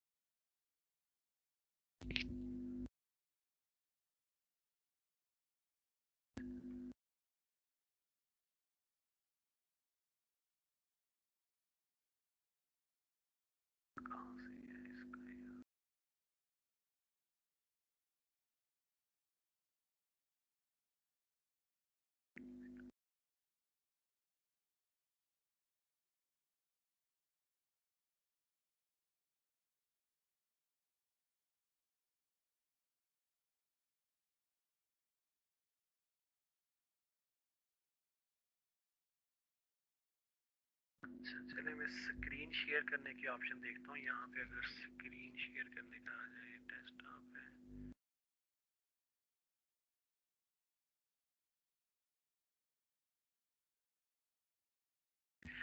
जी प्लीज सर बताइएगा, अभी आपको शो हो रहा है? यस सर, अब सही है sir. Yes sir. Okay fine. Yes sir. चलें, अब प्लीज मैंने जरा देखें यहाँ पर क्या मेंशन किया हुआ है। आप देखेंगे कि प्लीज दोबारा रिपीट करूंगा, क्वेश्चन की रिक्वायरमेंट है कि जो यूनिट सेल हुए हैं उनकी ट्रांजैक्शन क्या होगी कॉस्ट की। तो कॉस्ट की ट्रांजैक्शन सेल वाली क्या होती थी? Cost of goods sold debit और इन्वेंट्री अकाउंट क्रेडिट। ये तो हमें याद है, चैप्टर 6 में बार बार हम रिपीट करते रहे कि जब भी इन्वेंट्री सेल होती है तो कॉस्ट की ट्रांजैक्शन यही रिकॉर्ड होती है, cost of goods sold debit और इन्वेंट्री क्रेडिट। तो डेबिट और क्रेडिट में तो इशू कोई नहीं है। अमाउंट कैसे कैलकुलेट की गई है ये हम देखते हैं। तो प्लीज अभी जरा आप देखेंगे ये जो ये वाली स्लाइड है, तो इस पे उसने हमें चूंकि बुक में बताया था कि 62 मार्कर्स और मार्कर कहते सॉरी लैपटॉप सेल वो हुए जो 1500 की प्राइस पे परचेज किए गए थे। क्योंकि उसने बुक में देखें लिखा हुआ था 62 of the unit sold were purchased on April 9। तो अप्रैल 9 पे जो मार्कर सॉरी लैपटॉप परचेज हुए थे उनकी कॉस्ट थी 1500। तो सिंपली 62 को मल्टीप्लाई किया गया 1500 के साथ। तो 1500 मल्टीप्लाई बाय 62 ये आंसर आता है 93,000। प्लीज किसी को ये 93,000 की कैलकुलेशन में अगर इशू है तो वो क्वेश्चन पुट कर सकता है। ओके, टोटल चुके सेल हुए थे 90, तो 62 माइनस 90 वो आंसर आता है 28। इट मींस 28 कंप्यूटर उसने वैसे ही बताया हुआ था कि रिमेनिंग 28 बचते हैं। वो सेल हुए कौन से वाले उसने कहा था? वो सेल हो रहे थे मई फर्स्ट वाले। तो मई फर्स्ट की कॉस्ट थी 1600, तो इसलिए ये 28 को मल्टीप्लाई किया गया है 1600 के साथ। तो 28 को जब मल्टीप्लाई करते हैं 1600 से आंसर आता है 44,800। अब टोटल कॉस्ट कितनी बन जाती है? 93 प्लस 44,800, 1,37,800। 1,37,800 ये अमाउंट है सीजीएस की। अब यही अमाउंट जरा आप देखिए, आप यहाँ पर हमने लिखी हुई है 1,37,800। तो प्लीज अमाउंट भी क्लियर हो गई, ट्रांजैक्शन पहले ही आपको याद होगा, आप रिकॉल कर सकते हैं, बार बार प्रैक्टिस करते हैं कि cost of goods sold debit होती थी और इन्वेंट्री अकाउंट क्या थी? ये क्रेडिट होती थी। तो प्लीज अगर इस ट्रांजैक्शन में किसी को इशू है तो वो पूछ सकता है जी। चलें, नो सर, क्लियर है सर। Okay fine. अब प्लीज जरा ये जो अभी शो हो रहा है ये कैलकुलेशन है, ये तो हम डिस्कस कर चुके हैं। अब जरा इसी क्वेश्चन का देखते हैं जी, पार्ट बी जो इस क्वेश्चन का है। पार्ट बी है कि यही वो कहता है कि आप ट्रांजैक्शन अगेन रिकॉर्ड करें, लेकिन मेथड कौन सा यूज करें? Average cost method. तो ट्रांजैक्शन क्या होनी है? ट्रांजैक्शन तो बेसिकली होनी है cost of goods sold debit. ये देखिए cost of goods sold debit है और इन्वेंट्री अकाउंट क्या है? क्रेडिट है। अमाउंट बताता हूं जी कैसे फाइंड आउट हो रही है। तो हर जगह देख रहे हैं आप बार बार कि सीजीएस डेबिट होना है और इन्वेंट्री क्या होनी है? क्रेडिट। क्योंकि उसने पूछी आपसे कॉस्ट की ट्रांजैक्शन है कि सेल के रिलेटेड जो कॉस्ट वाली ट्रांजैक्शन उसको रिकॉर्ड करें। तो सीजीएस डेबिट और इन्वेंट्री क्रेडिट हो रहा है। अब प्लीज मैं जो नेक्स्ट स्लाइड की तरफ मूव कर रहा हूं वहां पर ये जो अमाउंट है 137,700 ये कैसे कैलकुलेट हो रही है, इसकी कैलकुलेशन वहां पे है। अब जरा देखिए मेथड कौन सा है? एवरेज कॉस्ट मेथड है जी। मेथड कौन सा है please? Average cost. Average cost कैसे फाइंड आउट की जाती है? एवरेज कॉस्ट फाइंड की जाती है total cost divided by total quantity. Total cost divide by total quantity. तो आप जरा कॉस्ट लेयर में जो बुक में जिस जगह क्वेश्चन था, मेरा ख्याल है यहाँ मिल जाएगा। ये देखिए यहाँ पे ये आपके पास टोटल कॉस्ट कितनी है? 153,000। प्लीज नजर आ रही 153,000 लिखी हुई कॉस्ट ये वाली? Yes sir. अब इस 153,000 को आपने डिवाइड कर देना है किस पे? इस 100 पे। जब इस 100 पे डिवाइड करेंगे तो आपको जरा देखिए यहाँ पर एक मार्कर एक लैपटॉप की प्राइस मिल जाएगी 153,000। ये वही टोटल कॉस्ट है और ये 100 वही टोटल यूनिट्स हैं। तो जब इस 153 को डिवाइड करते हैं 100 पे तो आंसर आता है 1530 एक लैपटॉप की कॉस्ट। कितने सेल किए? 90 सेल किए। तो फिर क्या करेंगे 90 मल्टीप्लाई बाय 1530, तो इसको जब मल्टीप्लाई करते हैं तो कॉस्ट आपको मिलती है 137,700। आप खुद भी प्लीज ये कैलकुलेशन करके चेक कर सकते हैं, अदरवाइज मल्टीप्लाई करके यही आंसर आ रहा है जी। तो ये पार्ट बी भी इसका डिस्कस हो गया है, cost of goods sold debit और इन्वेंट्री अकाउंट क्रेडिट।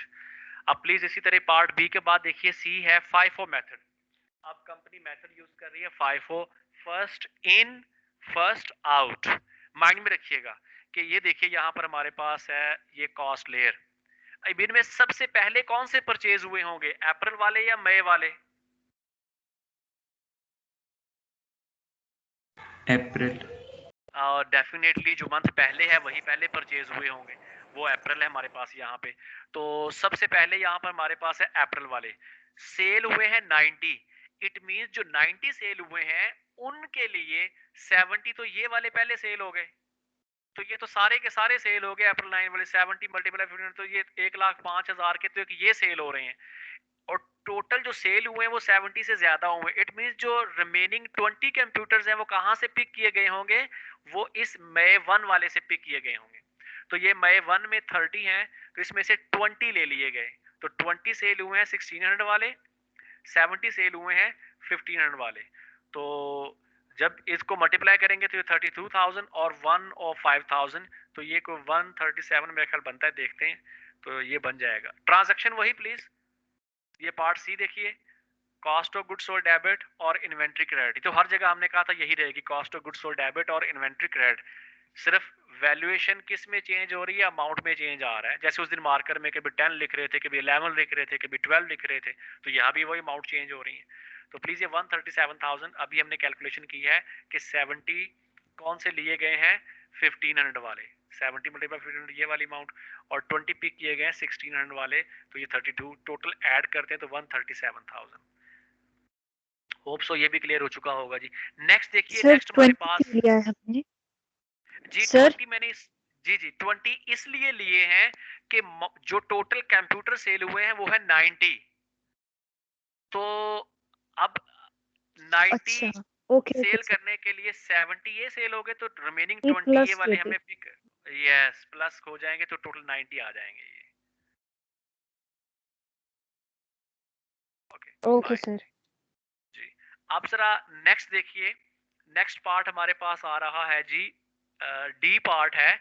तो डी पार्ट बेसिकली है किसका जी, लाइफो मेथड का। अगेन ट्रांजैक्शन वही होनी है, cost of goods sold debit और इन्वेंट्री क्रेडिट, लेकिन अमाउंट देखिए मेथड कौन सा है जी, मेथड हमारे पास है यहाँ पर LIFO, last in first out. Last last में मई वाले, तो इट मींस अगर 90 सेल करने थे 30 यहाँ से पिक कर लिए। ये मैंने थोड़ा सा हाईलाइट करने की ट्राई की यहाँ पर, जिसको सिलेक्ट किया बेसिकली, ये 30 जो है ये सेल हो गए, तो टोटल कितने सेल किए गए 90। तो 30 अगर ये सेल हुए हैं तो 90 सेल करने के लिए 60 और चाहिए। वो 60 कहाँ से पिक किए गए होंगे, वो 60 अप्रैल 9 वाले से पिक किए गए यहाँ से। 30 ये वाले प्लीज, और 60 यहाँ से लिए गए। तो 30 मल्टीप्लाई बाय 1600 कर देंगे तो ये 48,000 ये, और 60 मल्टीप्लाई बाय 1500 तो ये आ जाएगी यहाँ पे अमाउंट 90,000। 15 60 90 बनता है, यस 90,000 यहाँ पे आ जाएगा। तो देखिए यहाँ पे कितनी है जी, जी ऐसे ही है जी।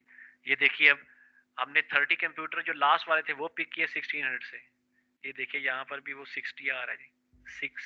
30 मल्टीप्लाई बाय 16, लाइफो है ना लास्ट वाले, मतलब बॉटम से टॉप की तरफ जा रहे हैं डेट वाइज देखा जाए। तो 30 मल्टीप्लाई बाय 1600, तो ये मुझे यहाँ मिल गए 48,000 ये, और 60 जो हमारे पास दिखे ये वाले हैं 60 यहाँ से पिक किए गए हैं। क्यों 60 यहाँ से पिक किए हैं, इसलिए कि मुझे टोटल 90 का नंबर पूरा करना है। 30 का नंबर मैंने यहाँ से ले लिया, तो 90 पूरा करने के लिए 60 यहाँ से पिक करूंगा, तो 60 को मल्टीप्लाई कर रहा हूँ 1500 से। तो ये आपको जी ये पावर पॉइंट ये रहा जी, 1500 मल्टीप्लाई 60 तो 90,000। इन दोनों को ऐड करता हूँ तो आंसर आता है 138,000 जी। तो ये हमारे पास बेसिकली सीजीएस की वैल्यू या अमाउंट डिटरमिन हो जाती है यहाँ से। क्लियर है जी?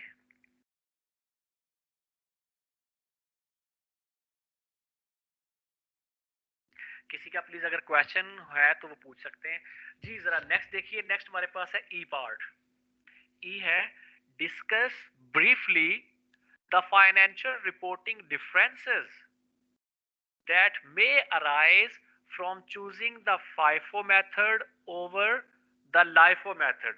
कहता है जी कि डिफरेंस बताइए कौन कौन से आ सकते हैं जी, कि अगर हम इसको यूज करें, क्या कहते हैं, FIFO को यूज करें ओवर द LIFO मेथड। आपको पता है कि डिफरेंस इन्वेंट्री में और CGS में आ सकते हैं।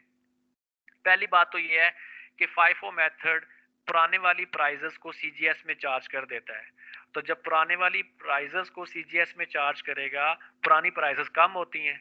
तो जब पुरानी प्राइजेस कम होती हैं तो उसकी वजह से CGS में एक्सपेंस क्या है, कम लिखा जाएगा। मैं फिर रिपीट करूंगा, FIFO मेथड में हम CGS की जो अमाउंट लेते हैं वो पुरानी प्राइस लेते हैं।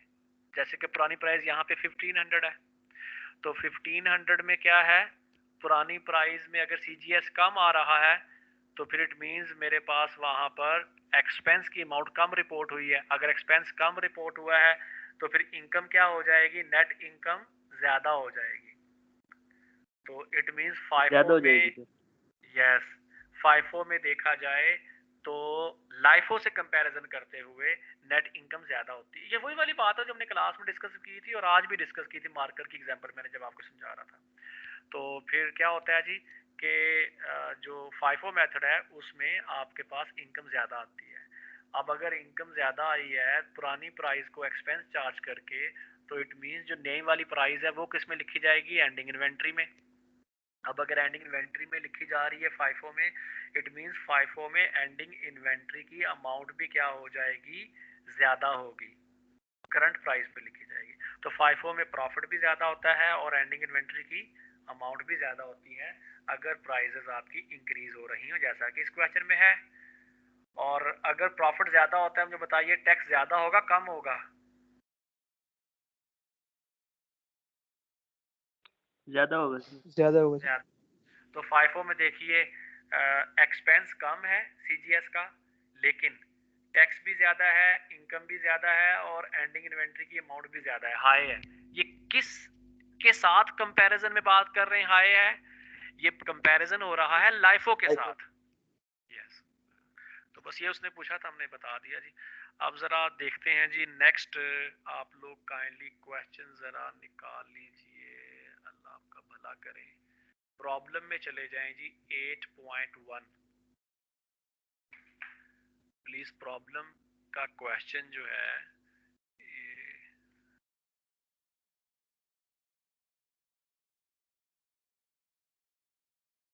ये जी, प्रॉब्लम सेट ए और इसमें क्वेश्चन है जी 8.1A।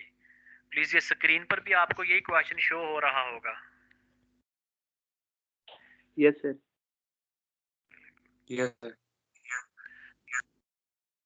अब प्लीज इस क्वेश्चन में भी आप देखिए, आपको उसी तरह से जैसे अभी हमने क्वेश्चन प्रैक्टिस किया है, सेम इसी पैटर्न की तरह से यहाँ भी देखिए आपको परचेज डेट्स गिवन है, यानी कि दिसंबर का आपको टेबल नजर आ रहा है यहाँ पर कि ये दिसंबर है 2010, और फिर ये जनवरी 9 2011 की बात कर रहा है, और इट मींस कि ये प्रीवियस ईयर बन जाता है 10 और ये करंट ईयर बन जाता है। सारी बात 10 पहले आया होगा और 11 बाद में आया है, तो ये पहले वाला है, ये बाद वाला। खैर ये तो आपके सामने डेट्स लिखी हुई हैं, जब भी यूज करनी होगी जो वो देख लेंगे।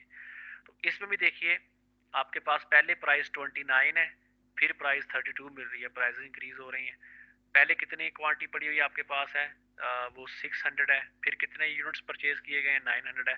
तो टोटल क्वांटिटी इस वाले केस में कितनी आपको नजर आ रही है, यहाँ पे देखें वो 1500, और इनकी टोटल कॉस्ट 46,200 है।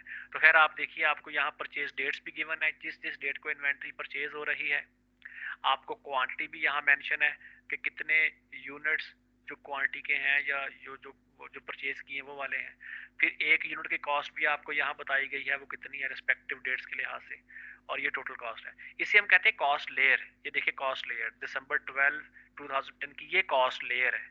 कैसे, इसमें यूनिट कॉस्ट का भी आपको पता चल रहा है कितनी है, आपको टोटल कॉस्ट का भी पता चल रहा है कितनी है। ये सेकंड कॉस्ट लेयर है जनवरी 9 2011 की। तो इस कॉस्ट लेयर में भी आपके पास डिटेल सारी आपके सामने है। तो ये टोटल कॉस्ट आ गई, ये टोटल क्वांटिटी आ गई। खैर देखते हैं क्वेश्चन में कहता क्या है। On January 15 2011 Bass Track sold 1000 S5 fishing reels to Angler's warehouse immediately prior to this sale। अच्छा, उसने जनवरी 15 को सेल की है, जरा माइंड में रखिएगा। जनवरी 9 ये लिखा हुआ है और ये जनवरी 15 इसके बाद की सेल की बात कर रहे हैं। Bass Track's perpetual inventory records for S5 reels include the following cost layers। ठीक है, ये आपके सामने डाटा हमने पहले डिस्कस कर लिया। इंस्ट्रक्शंस क्या हैं जी? We present this problem in the normal sequence of the accounting cycle। Okay fine, that is journal entries before ledger entries। तो हम ऐसे ही करते हैं, पहले जर्नल एंट्रीज रिकॉर्ड होती हैं, फिर लेजर एंट्रीज रिकॉर्ड होती हैं। ठीक है, उसने कहा उसी सीक्वेंस से लेके चले। However, you may find it helpful to work part B first. कहते हैं अगर आप ये पार्ट बी पहले कर लेंगे तो आपको थोड़ी सी आसानी हो जाएगी अगर आप करना चाहते हैं। अदरवाइज वो कहते हैं आप पार्ट ए भी पहले कर सकते हैं। It's your choice. उसने कहा कि it you may find it helpful. अगर कर लें तो ठीक है, अदरवाइज हम पहले यही करते हैं ताकि पार्ट ए पहले डिस्कस भी हो चुका है। इसी तरह का जो क्वेश्चन एक्सरसाइज में किया है तो ये जरा आसान हो जाए। कहता क्या, prepare a separate journal entry. Journal entry record करनी है जी, किसकी? टू रिकॉर्ड, किधर गया ये, to record the cost of goods sold. देखें पहले भी हमने ये ट्रांजैक्शन रिकॉर्ड की थी, तो क्या ट्रांजैक्शन रिकॉर्ड हुई थी? तब भी cost of goods sold debit हुई थी, याद कर लें, और क्रेडिट क्या हुई थी? इन्वेंट्री। तो कहता है prepare a separate journal entry to record the cost of goods sold during the January 15 sale of 1000 S5 reels assuming that Bass Track uses कौन सा मेथड जी? Specific identification. और स्पेसिफिक आइडेंटिफिकेशन बता रहा है आपको 500 of the unit sold were purchased on December 12। कहता है कि ये 500 कौन से वाले हैं? जो दिसंबर 12 में परचेज किए गए थे। तो दिसंबर 12 जरा देखिए, ये हमारे पास लिखा है दिसंबर 12 ऊपर जहां मैंने हाईलाइट किया है, इसमें देखिए ये 600 थे। 600 में से कितने सेल हो गए हैं? को बता सकता है? 500। तो 500 को 500 को मल्टीप्लाई किया जाएगा 29 से, क्योंकि देखिए इसकी यहाँ पे कॉस्ट कितनी है? 29। और टोटल सेल हुए हैं कितने? 1000। तो 500 अगर ये सेल हुए तो रिमेनिंग भी 500 and the remaining 500 were purchased on January 9। तो ये इस 900 में से भी कितने सेल हो गए हैं? 500। तो 500 मल्टीप्लाई बाय 32 और 500 मल्टीप्लाई बाय 29। ये देखते हैं, शायद मैंने भी इसको यहाँ सॉल्व किया हो। ये देखिए प्लीज जरा। तो ट्रांजैक्शन तो हमने कहा था वही रहेगी, cost of goods sold debit और इन्वेंट्री क्या है? क्रेडिट। ये भी हमने क्वेश्चन प्रैक्टिस किया ना एक्सरसाइज का भी, उसमें भी सीजीएस डेबिट था, इन्वेंट्री क्या थी? क्रेडिट थी। अब ये अमाउंट कैसे फाइंड आउट हुई है? अमाउंट देखिए आपके सामने, यहाँ उसने वर्किंग भी करके दी है हमें। यहाँ पर देखिए कि 500 मल्टीप्लाई बाय 29, ये वाला पार्ट 500 मल्टीप्लाई बाय 29 और फिर 500 मल्टीप्लाई बाय 32। यही बात हमने यहाँ पे डिस्कस की है। देखिए कि 500 उसने कहा था यहाँ से पिक किए गए हैं और 500 यहाँ से। एक की प्राइस 29 है, एक की प्राइस 32 है। तो एक दफ़ा 500 मल्टीप्लाई हो जाएगा 29 से और सेकंड टाइप पे 500 मल्टीप्लाई हो जाएगा 32 से। मैं क्यों 500 यहाँ से ले रहा हूँ और 5 यहाँ से ले रहा हूँ? इसलिए कि जो सेल किए गए हैं यूनिट्स वो कितने हैं? 1000। तो 1000 तभी बनेंगे जब 5 यहाँ से ले लूँ और 5 यहाँ से ले लूँ, क्योंकि उसने बताया हुआ है 5 यहाँ से सेल हुए हैं और 500 यहाँ से सेल हुए हैं। तो ये टोटल मिलाकर आपके 1000 सेल हो जाते हैं। तो खैर बहुत ही सिंपल था जी ये तो। देखिए आपके सामने अमाउंट भी कैलकुलेट होगी मल्टीप्लाई करके 30,500 ये आंसर आ रहा है जी। प्लीज इसमें किसी को अगर इशू है तो पूछ सकता है जी, अदरवाइज वही जैसे हमने अभी एक्सरसाइज का क्वेश्चन 8.2 किया है उसी का एक रेप्लिका है ये वाला, उसी का एक कह लीजिए कि एक नई एडिशन हो रही, बाकी चीज वही है ये वाली। ओके जी, हम अब जरा नेक्स्ट पार्ट देखते हैं। नेक्स्ट हमारे पास इसका शो हो रहा है पार्ट बी, सेकंड पार्ट जो ये देखिए यहाँ पे होगा average cost. Second a part में कौन सा है जी? Average cost.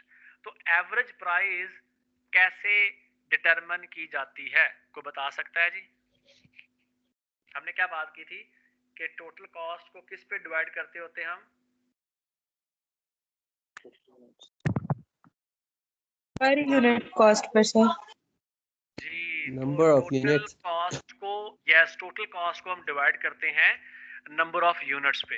अब देखिए यहाँ पे आप जरा टोटल कॉस्ट देखिए कितनी है, यहाँ पे देखिए ये वाली 46,200 और क्वांटिटी कितनी है 1500। अब आप देखें यहाँ पे कि 46,200 कॉस्ट है और क्वांटिटी क्या थी 1500, तो 15 पे डिवाइड कर लिया। एक यूनिट की कॉस्ट, ये देखिए यहाँ मेरा कर्सर है एरो वाला, ये 30.80 एक यूनिट की कॉस्ट आपको रिपोर्ट हो रही है। एक यूनिट की कॉस्ट रिपोर्ट हो रही है यहाँ पर कितनी 30.8। कितने सेल हुए हैं जी? हाँ, जी को बताएगा कितने सेल हुए हैं? 1000 सेल हुए हैं। 1000 यस यस। तो 30.8 को मल्टीप्लाई किया जाएगा किसके साथ 1000 के साथ, ये 1000 और मल्टीप्लाई दिस 30.8।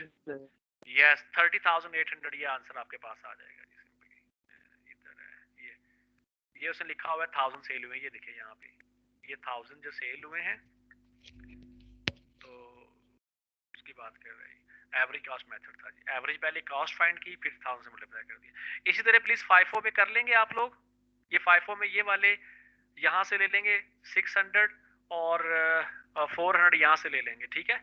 लाइफो प्लीज, ये चूंकि उसी का रेप्लिका है इसलिए इस पे मैं नहीं जा रहा मजीद डिटेल में, चूंकि उसी तरह का क्वेश्चन है, सिर्फ वैल्यू चेंज हो रही है जो पहले प्रैक्टिस किया है। आप सिर्फ ये देख सकते हैं फाइफो में वो जब भी बात की 600 पिक किए गए पहले वाले, 400 बाद वाले। ट्रांजैक्शन वही है सीजीएस डेबिट और इन्वेंट्री क्रेडिट। और ये लाइफो में भी आप देख सकते हैं सीजीएस डेबिट इन्वेंट्री क्रेडिट। अब लाइफो में क्या करने हैं, जो लास्ट वाले यूनिट है वो पहले पिक कर लेने। लास्ट में कितने थे हमारे पास 900, देखिए लास्ट में 900 है। कितने रिमेनिंग रहते हैं 1000 बनाने के लिए, 1000 सेल करने के लिए? अगर 900 लाइफो के लिए यहाँ से पिक कर लिए जाएंगे तो कितने 900 में और ऐड किए जाएंगे 1000 बन जाए 100 वो 100 कहाँ से पिक किए जाएंगे? वो 100 कहाँ से पिक किए दिसंबर जाएंगे? दिसंबर यस 2012 दिसंबर वाले, यस दिसंबर 12 वाले जो कि 29 वाले हैं, तो वो यहाँ से पिक कर लिए जाएंगे। अब वो जब यहाँ से 29 वाले से पिक किए जाएंगे तो 100 मल्टीप्लाई बाय 2900, देखिए यहाँ पे भी यही शो हो रहा है जी। 100 ये 100 मल्टीप्लाई बाय ये 29, फिर इसमें ऐड कौन से करने हैं 900 मल्टीप्लाई बाय 32। तो टोटल जब ऐड करते हैं तो अमाउंट आपके पास आ जाती है ये वाली 31,700। होप सो ये क्लियर हो चुका होगा जी। नेक्स्ट जरा कहता है जी कि इसी प्रॉब्लम के क्वेश्चन में क्या कहता है जी, इधर जी बी पार्ट कंप्लीट, ये थोड़ा सा आपके लिए थोड़ा सा नया है, बाकी चीज वही है जो भी पढ़ा कंसेप्ट वही इसका। पार्ट बी कहता है complete a subsidiary ledger record for S 5 wheels using each of the 4 inventory valuation methods listed above. आपने अभी तक 4 ही पढ़े हैं, देखें लाइफो, फाइफो, एवरेज और ये स्पेसिफिक आइडेंटिफिकेशन। कहता है your inventory records should show both purchases of this product, the sale on January 15 and the balance on hand at December 12, January 9 and January 15। कहता है जी कि आपके पास जो सब्सिडी रिकॉर्ड है, सब्सिडी लेजर है, जो डिटेल शो करता है किस किस की, परचेज करने की भी, सेल करने की भी, और बैलेंस ऑन हैंड मतलब एंडिंग इन्वेंट्री। तीन चीजें आपके पास रिकॉर्ड में कहता है क्लियरली डिपिक्ट होनी चाहिए, क्लियरली शो होनी चाहिए। वो तीन चीजें कौन सी जी? एक परचेज करने की डिटेल, कि परचेज करने की डिटेल क्या होगी भाई, किस डेट को कितने यूनिट परचेज किए गए। जैसे यहाँ देखिए ये जो आपके सामने व्हाइट जहां मेरा कर्सर ये मैं मूव करवा रहा हूं अपना, ये परचेज की डिटेल सिर्फ है, ये सिर्फ डिटेल किसकी है? परचेज की। इसमें क्या क्या आपके पास है? डेट्स क्या है, कितनी क्वांटिटी परचेज हुई है, एक यूनिट की कॉस्ट क्या है, और टोटल कॉस्ट क्या है। इसी तरह इस तरह कहता है सेल का भी बताइए आप बना कर एक कॉलम। इसी तरह फिर एंडिंग इन्वेंट्री का भी कहता है कि इसी तरह का रिकॉर्ड बना के दिखाएं। एक ही पैरेलल ऐसे जब शो कर देंगे तो वो हमारे पास कहलाएगा सब्सिडी रिकॉर्ड। आपको जरा पिक्चर दिखा दूं, इस तरह का बनेगा। देखिए ये आपके सामने शो हो रहा है जी स्क्रीन पर। अगर वाजे नहीं है तो इसको थोड़ा सा मैं बड़ा करने की ट्राई करता हूँ।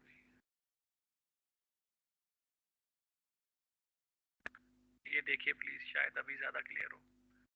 ये परचेज है आपके पास, प्लीज वैल्यूज कैसे आई हैं उसको छोड़ दें, सिर्फ बता रहा हूँ स्केच बनेगा क्या। ये डेट का कॉलम आ गया, सबके लिए कॉमन कॉलम डेट का बन गया, बजाय इसके हर एक के साथ डेट का अलग अलग बनाएं तो एक ही कॉलम ड्रा कर लिया टाइम सेव करने के लिए।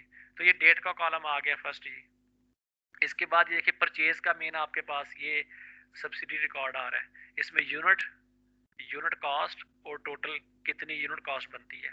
इसी तरह फिर सोल्ड वाले में कितने सेल हुए हैं यूनिट, किस कॉस्ट पे सेल हुए और उनकी सीजीएस की अमाउंट क्या बनती थी। इसी तरह बैलेंस का मतलब है एंडिंग इन्वेंट्री, बैलेंस का मतलब क्या है एंडिंग इन्वेंट्री, इसमें भी यूनिट कॉस्ट और बैलेंस। तो बेसिकली देखिए 3 कॉलम हर जगह आ रहे हैं, यूनिट कॉस्ट और टोटल अमाउंट। परचेज में टोटल परचेज प्राइस बन जाएगी, सेल में टोटल सेल प्राइस हो जाएगी कॉस्ट की, और बैलेंस में टोटल कॉस्ट आ जाएगी एंडिंग इन्वेंट्री की। तो बेसिकली ये आपके पास कह लीजिए कि 10 कॉलम बन जाते हैं, 1 2 3 4 5 6 7 8 9 10। यस, एक डेट का है और 3 हर एक के बाकी रिस्पेक्टिव आ रहे हैं। तो ये इस तरह का सब्सिडरी लेजर रिकॉर्ड की बात कर रहा है। तो इसको हम फिर देखते हैं दोबारा जी, देखते हैं क्वेश्चन में क्या कह रहे हैं। Part B, complete a subsidiary ledger record, ठीक है। और उसमें क्या हो, उसमें कहता है परचेज हो, ये देखिए परचेज का कॉलम भी था वहां पर। उसमें कहता है कि सेल हो, तो उसमें सेल का कॉलम भी था, और बैलेंस ऑन हैंड वाला मतलब कि एंडिंग इन्वेंट्री का बैलेंस भी शो हो रहा हो, और जनवरी 9 का, दिसंबर 12 का और जनवरी 15 का शो हो रहा हो। कहता है क्या, use the format for inventory subsidy records illustrated on page 343 and 345 of this chapter. तो वो अगर आप पेज देखेंगे घर बैठकर तो आपको यही इसी तरह का ये वाला पैटर्न वहां मिलेगा, जो ये आपके सामने स्लाइड पे इस वक्त शो हो रहा है, वो इसी तरह का टेबल बना हुआ नजर आएगा। उसने कहा है कि गाइडेंस दी है इस तरह का यूज करें, हम यूज कर लेते हैं। अब चूंकि सब्सिडी रिकॉर्ड की बात कर रहा है तो हम फिर सब्सिडी रिकॉर्ड बनाते हैं जी। और किसके लिए बनाना है, एक मेथड के लिए, तमाम मेथड्स के लिए, तमाम मेथड्स के लिए ना। ये देखिए उसने कंप्लीट सब्सिडी लेजर रिकॉर्ड आगे लिखा है उसने, using each of the 4 inventory valuation methods. ये देखें लिस्टेड अबव। तो 4 मेथड कौन से वाले हैं, वो ये 4 है ना, specific identification, average, FIFO and LIFO. तो सबसे पहले हम किसका देखेंगे,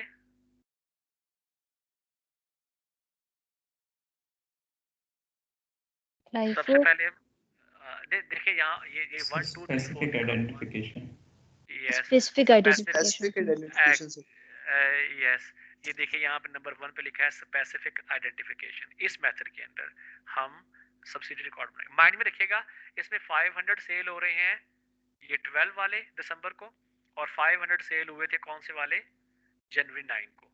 अब प्लीज जरा मैं आपको बताता हूँ, यहाँ पे देखिएगा, ये देखिए 500 ये वाले सेल हुए हैं, इसमें से 29 वाले और 532 वाले सेल हुए। अभी हमने की कैलकुलेशन ये वाली भी, अभी प्लीज हम दिखाते हैं कि इसको सॉल्व कैसे किया गया। सबसे पहले देखिए प्लीज परचेज के कॉलम में, जाहिर बात है पहले परचेज हुए होंगे फिर सेल हुए हैं ना। आप देखिए डेट सेल करने की कब की डेट है, सेल हो रहे हैं जनवरी 15 को, सेल हो रहे हैं जनवरी 15 को। उससे पहले परचेज देखिए इससे बैक डेट पे हो रही है, इससे पहले हो रहे हैं, जनवरी 9 15 से पहले आता है, जनवरी 9 पहले आया होगा फिर ही जनवरी 15 आया होगा ना। तो इसलिए हमें पहले परचेज का ये लिखना पड़ेगा और परचेज का ये लिखना पड़ेगा।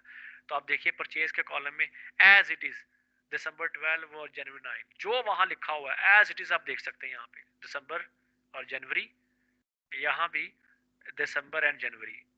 ये प्लीज समझ आ रहा है, वही डेट्स लिख के जितने यूनिट वहां लिखे हुए मैंने एज इज लिखते 600 और 900। यहाँ भी देख लें 600 और 900, यहाँ भी कितने हैं 6 और 9। वहां भी एक यूनिट की कॉस्ट लिखी हुई है पहले 29 और फिर है 32। यहाँ भी हमने 29 और 32 लिखी हुई है यूनिट कॉस्ट। फिर इसी 29 को मल्टीप्लाई किया 600 से, इस 29 को मल्टीप्लाई किया है इस 600 से। तो मल्टीप्लाई करके देखिए वही वैल्यू जो वहां पे थी 17,400, क्रॉस चेक कर सकते हैं, यहाँ भी उसने यही वैल्यू लिखी 17,400। ये समझ आ रहा है ना पॉइंट प्लीज? Yes sir. जी जी सर, आ रहा एज इट इज यही सारा टेबल उसने उठा के यहाँ से वहां पिक कर दिया, पोस्ट कर दिया। देखें ये देखिए ये परचेज का, इस तरह 900 का। तो चूंकि देखिए अभी दिसंबर 12 और 9 के बीच में सेल नहीं हो रही, सेल हो रही इसके बाद, इसलिए वो देखिए जनवरी 9 के बाद 15 नीचे लिखा है उसने। अगर यहाँ सेल हो जाती मैं पहले सेल के यहाँ से माइनस कर देता। अब जैसे जैसे वो हमारे पास आ रहा है वैसे वैसे डाटा क्वेश्चन में वैसे वैसे पुट कर रहे हैं ना। तो प्लीज ये परचेज का कॉलम सिर्फ यहाँ तक, किसी को अगर इसमें कोई एम्बिग्युइटी है, कोई कोई इशू है तो पूछ सकता है, अदरवाइज हम सेल की तरफ मूव करते हैं। चले फाइन जी। अब सेल वाले में भी अगेन वही 3 कॉलम बने हुए, यूनिट्स कितने सेल हुए हैं, एक यूनिट की कॉस्ट क्या है, और उन यूनिट्स की टोटल कॉस्ट क्या है जो सेल किए गए हैं। तो हमें पता था 500 सेल हुए हैं 29 वाले, उसने बताया क्वेश्चन में, और 500 सेल हुए 32 वाले। प्लीज मेरा कर्सर देखिए, पहले 500 ये वाले हैं, ये 29 के साथ मल्टीप्लाई हो रहे हैं। क्यों? इसलिए कि उसने क्वेश्चन में बताया स्पेसिफिक आइडेंटिफिकेशन मेथड है और 29 वाले हैं, तो 500 मल्टीप्लाई बाय 29। इसी तरह फिर उसने बताया था 500 सेल हुए 32 वाले, तो 500 मल्टीप्लाई बाय 32। अब इन दोनों को मल्टीप्लाई करके जो आंसर आ रहा है वो आ रहा है ये वाला 30,500। मैं फिर रिपीट करूंगा, 29 को 500 से, 32 को इस 500 से मल्टीप्लाई करके जब दोनों वैल्यूज को ऐड करते हैं तो आंसर आ रहा है 30,500। तो ये हमारे पास आंसर आ गया किस चीज का, देखिए ये वाला CGS का, कॉस्ट ऑफ गुड्स सोल्ड का। डेट कौन सी है, डेट वही 15 है। तो सेल वाला कॉलम भी होप सो क्लियर हो चुका होगा जी।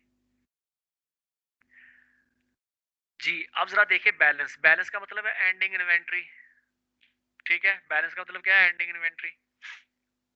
और भाई जरा देखिए दिसंबर 12 को मेरे पास बिजनेस में कितने यूनिट शो हो रहे थे, 600।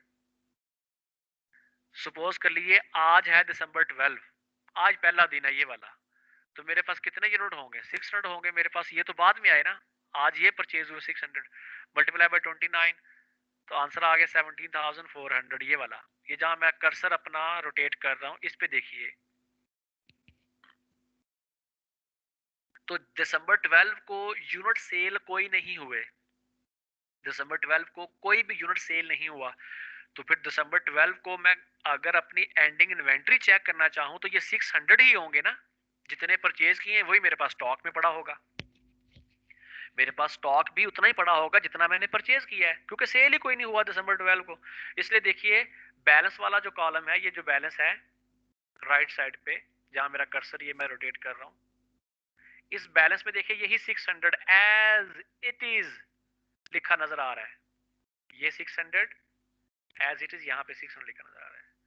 फिर 29 एक यूनिट की कॉस्ट थी जो यहाँ से थी, वही वहां पर पिक कर दी, पुट कर देगी सॉरी, और मल्टीप्लाई करके आंसर वही आ रहा है। क्यों वही वैल्यूज पुट कर दी, इसलिए कि दिसंबर 12 को जितने यूनिट परचेज किए हैं वही स्टॉक में पड़े हुए हैं, सेल कोई भी यूनिट नहीं हुआ, इसलिए एज इट इज वही वाले मैंने वहां पुट कर दिए।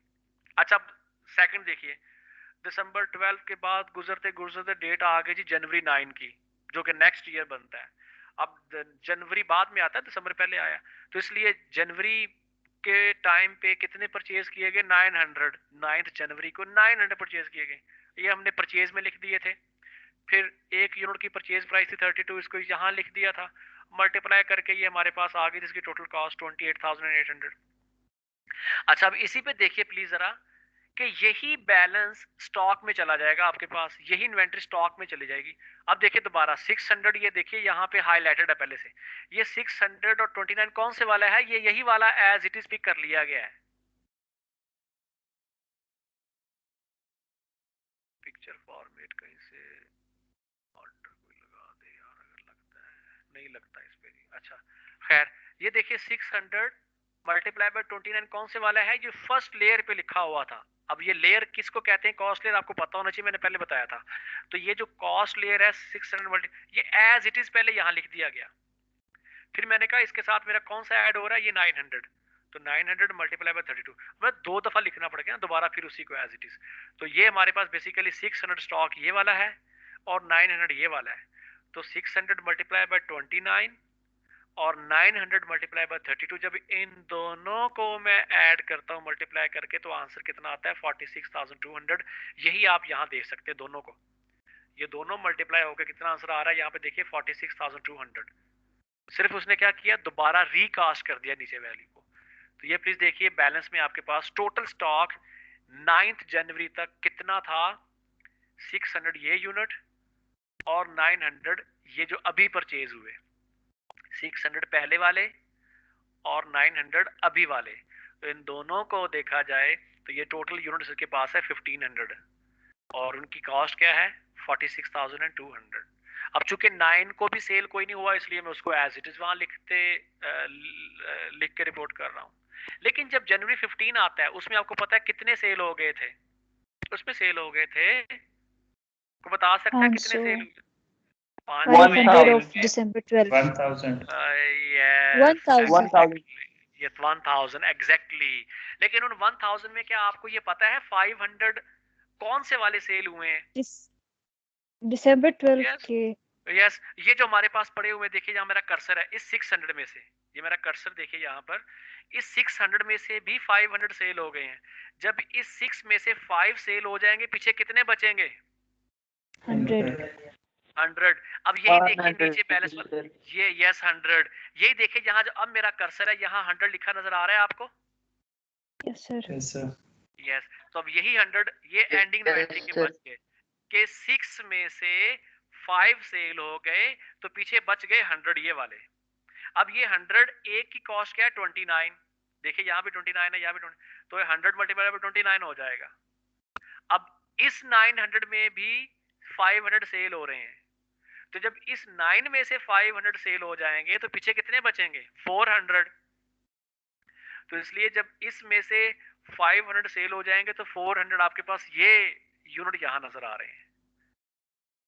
5 9 में से सेल हो गए, पीछे बचे 4, तो ये 400 एंडिंग इन्वेंटरी के आ गए। तो 400 मल्टीप्लाई बाय 32। अब इन दोनों को मल्टीप्लाई करके जो आंसर आ रहा है वो ये है 15,700। ये आंसर किसका है जी? एंडिंग इन्वेंटरी का। इसका आंसर है जी ये एंडिंग इन्वेंटरी का। प्लीज अगर इन्वेंटरी का सर, यस प्लीज किसी का अगर क्वेश्चन है तो पूछ सकता है जी।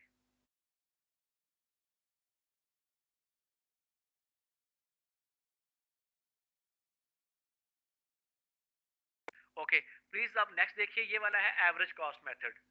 प्लीज ये मैं आपके साथ ये स्लाइड्स अगर कहते हैं तो शेयर कर दूंगा ताकि ये आपके सामने इसी अप्रोच पे ये सॉल्व किया गया। इसको भी एवरेज कॉस्ट को भी मेथड को परचेज देखिए उस तरह कॉलम है, सोल्ड का है, बैलेंस का है, उसी तरह से ये सारा कुछ है। इसी तरह से ये देख लीजिए हमारे पास फाइफो का मेथड उसने फाइफो से सॉल्व करके हमें बताया हुआ है कि ये वाला इसका जो आपके सामने सोल्यूशन नजर आ रहा है इसका।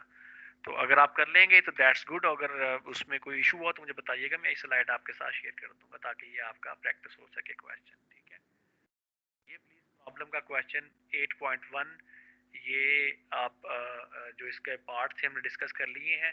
आपसे रिक्वेस्ट है जितने क्वेश्चन अभी हमने प्रैक्टिस किए हैं वो आप भी प्रैक्टिस कीजिएगा और इन क्वेश्चंस को भी ट्राई कीजिएगा।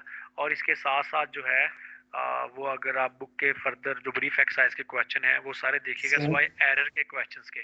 जी सर इसका पार्ट सी, हाँ पार्ट सी कर लेते गुड। अच्छा तो प्लीज आपसे रिक्वेस्ट है कि मैंने कहा ब्रीफ एक्सरसाइज के भी क्वेश्चन आप देख लीजिएगा, उसमें सिर्फ एरर वाले क्वेश्चन अभी आप रहने दीजिएगा, वो आपसे डिस्कस नहीं किए गए कि एरर को कैसे रेक्टिफाई किया जाता है वहां पर। तो जी इसी का उन्होंने कहा जी के पार्ट है प्रॉब्लम के क्वेश्चन का सी पार्ट रहता है जी। कहते refer to the cost of goods sold figures computed in part A. ये जहां जो हमने पार्ट ए में सीजीएस की अमाउंट्स कैलकुलेट की थी, सीजीएस डेबिट हुआ था और इन्वेंटरी क्रेडिट हुई थी, हर एक में सीजीएस की अमाउंट थी ना। वो कहता है part A for financial reporting purposes can the company use the valuation method that resulted in the lowest cost of goods sold। पहले मुझे ये बताइए lowest cost of goods sold किस मेथड में आती है, फाइफो में या लाइफो में?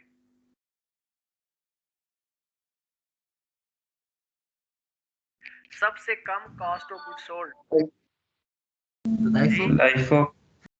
लाइफो में होगी या फाइफो में होगी? सबसे कम सीजीएस की अमाउंट किस में होगी?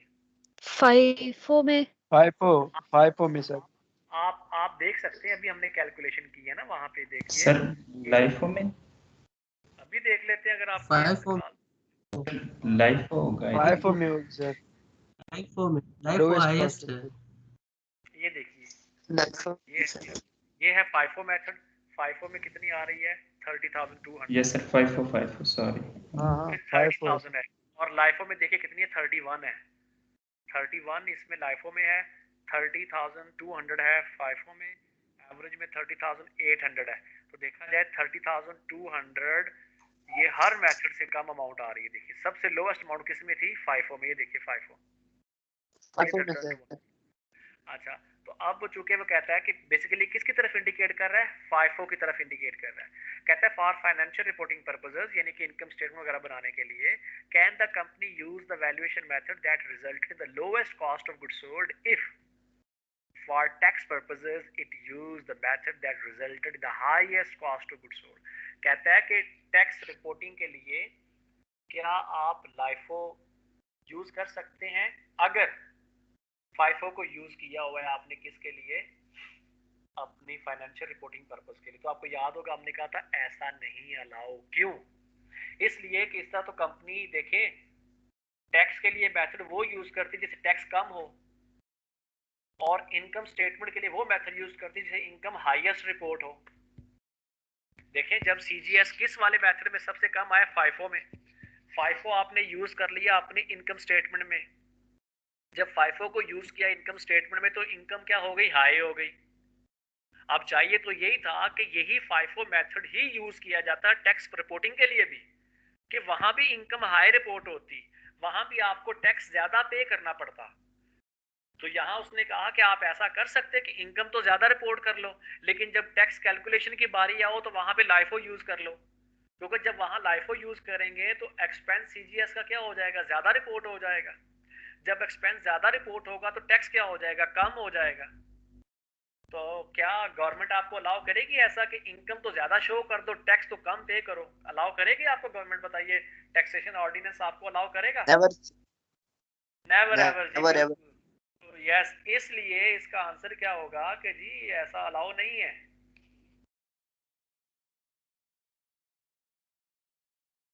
ठीक हो गया जी। हेलो, प्लीज आवाज आ रही मेरी? Yes sir, yes sir, clear है sir. Okay fine. Yes sir. तो प्लीज अभी मैं आपसे रिक्वेस्ट कर रहा हूँ कि ये क्वेश्चन भी प्रैक्टिस कीजिएगा, और प्लीज अपने एंड पर ट्राई कीजिएगा प्रॉब्लम का क्वेश्चन 8.2 और 3 भी करने की। मैं प्रैक्टिस करवाऊंगा खुद भी वो क्वेश्चन, लेकिन आपने देखा होगा ना पहले से एडवांस में, आपको समझने में थोड़ी आसानी हो जाएगी। चलें जी, ठीक है जी, थैंक यू वेरी मच बेटा। Thank you, sir. अल्लाह हाफ़िज़। Thank you thank you sir. Very much sir, stay blessed sir.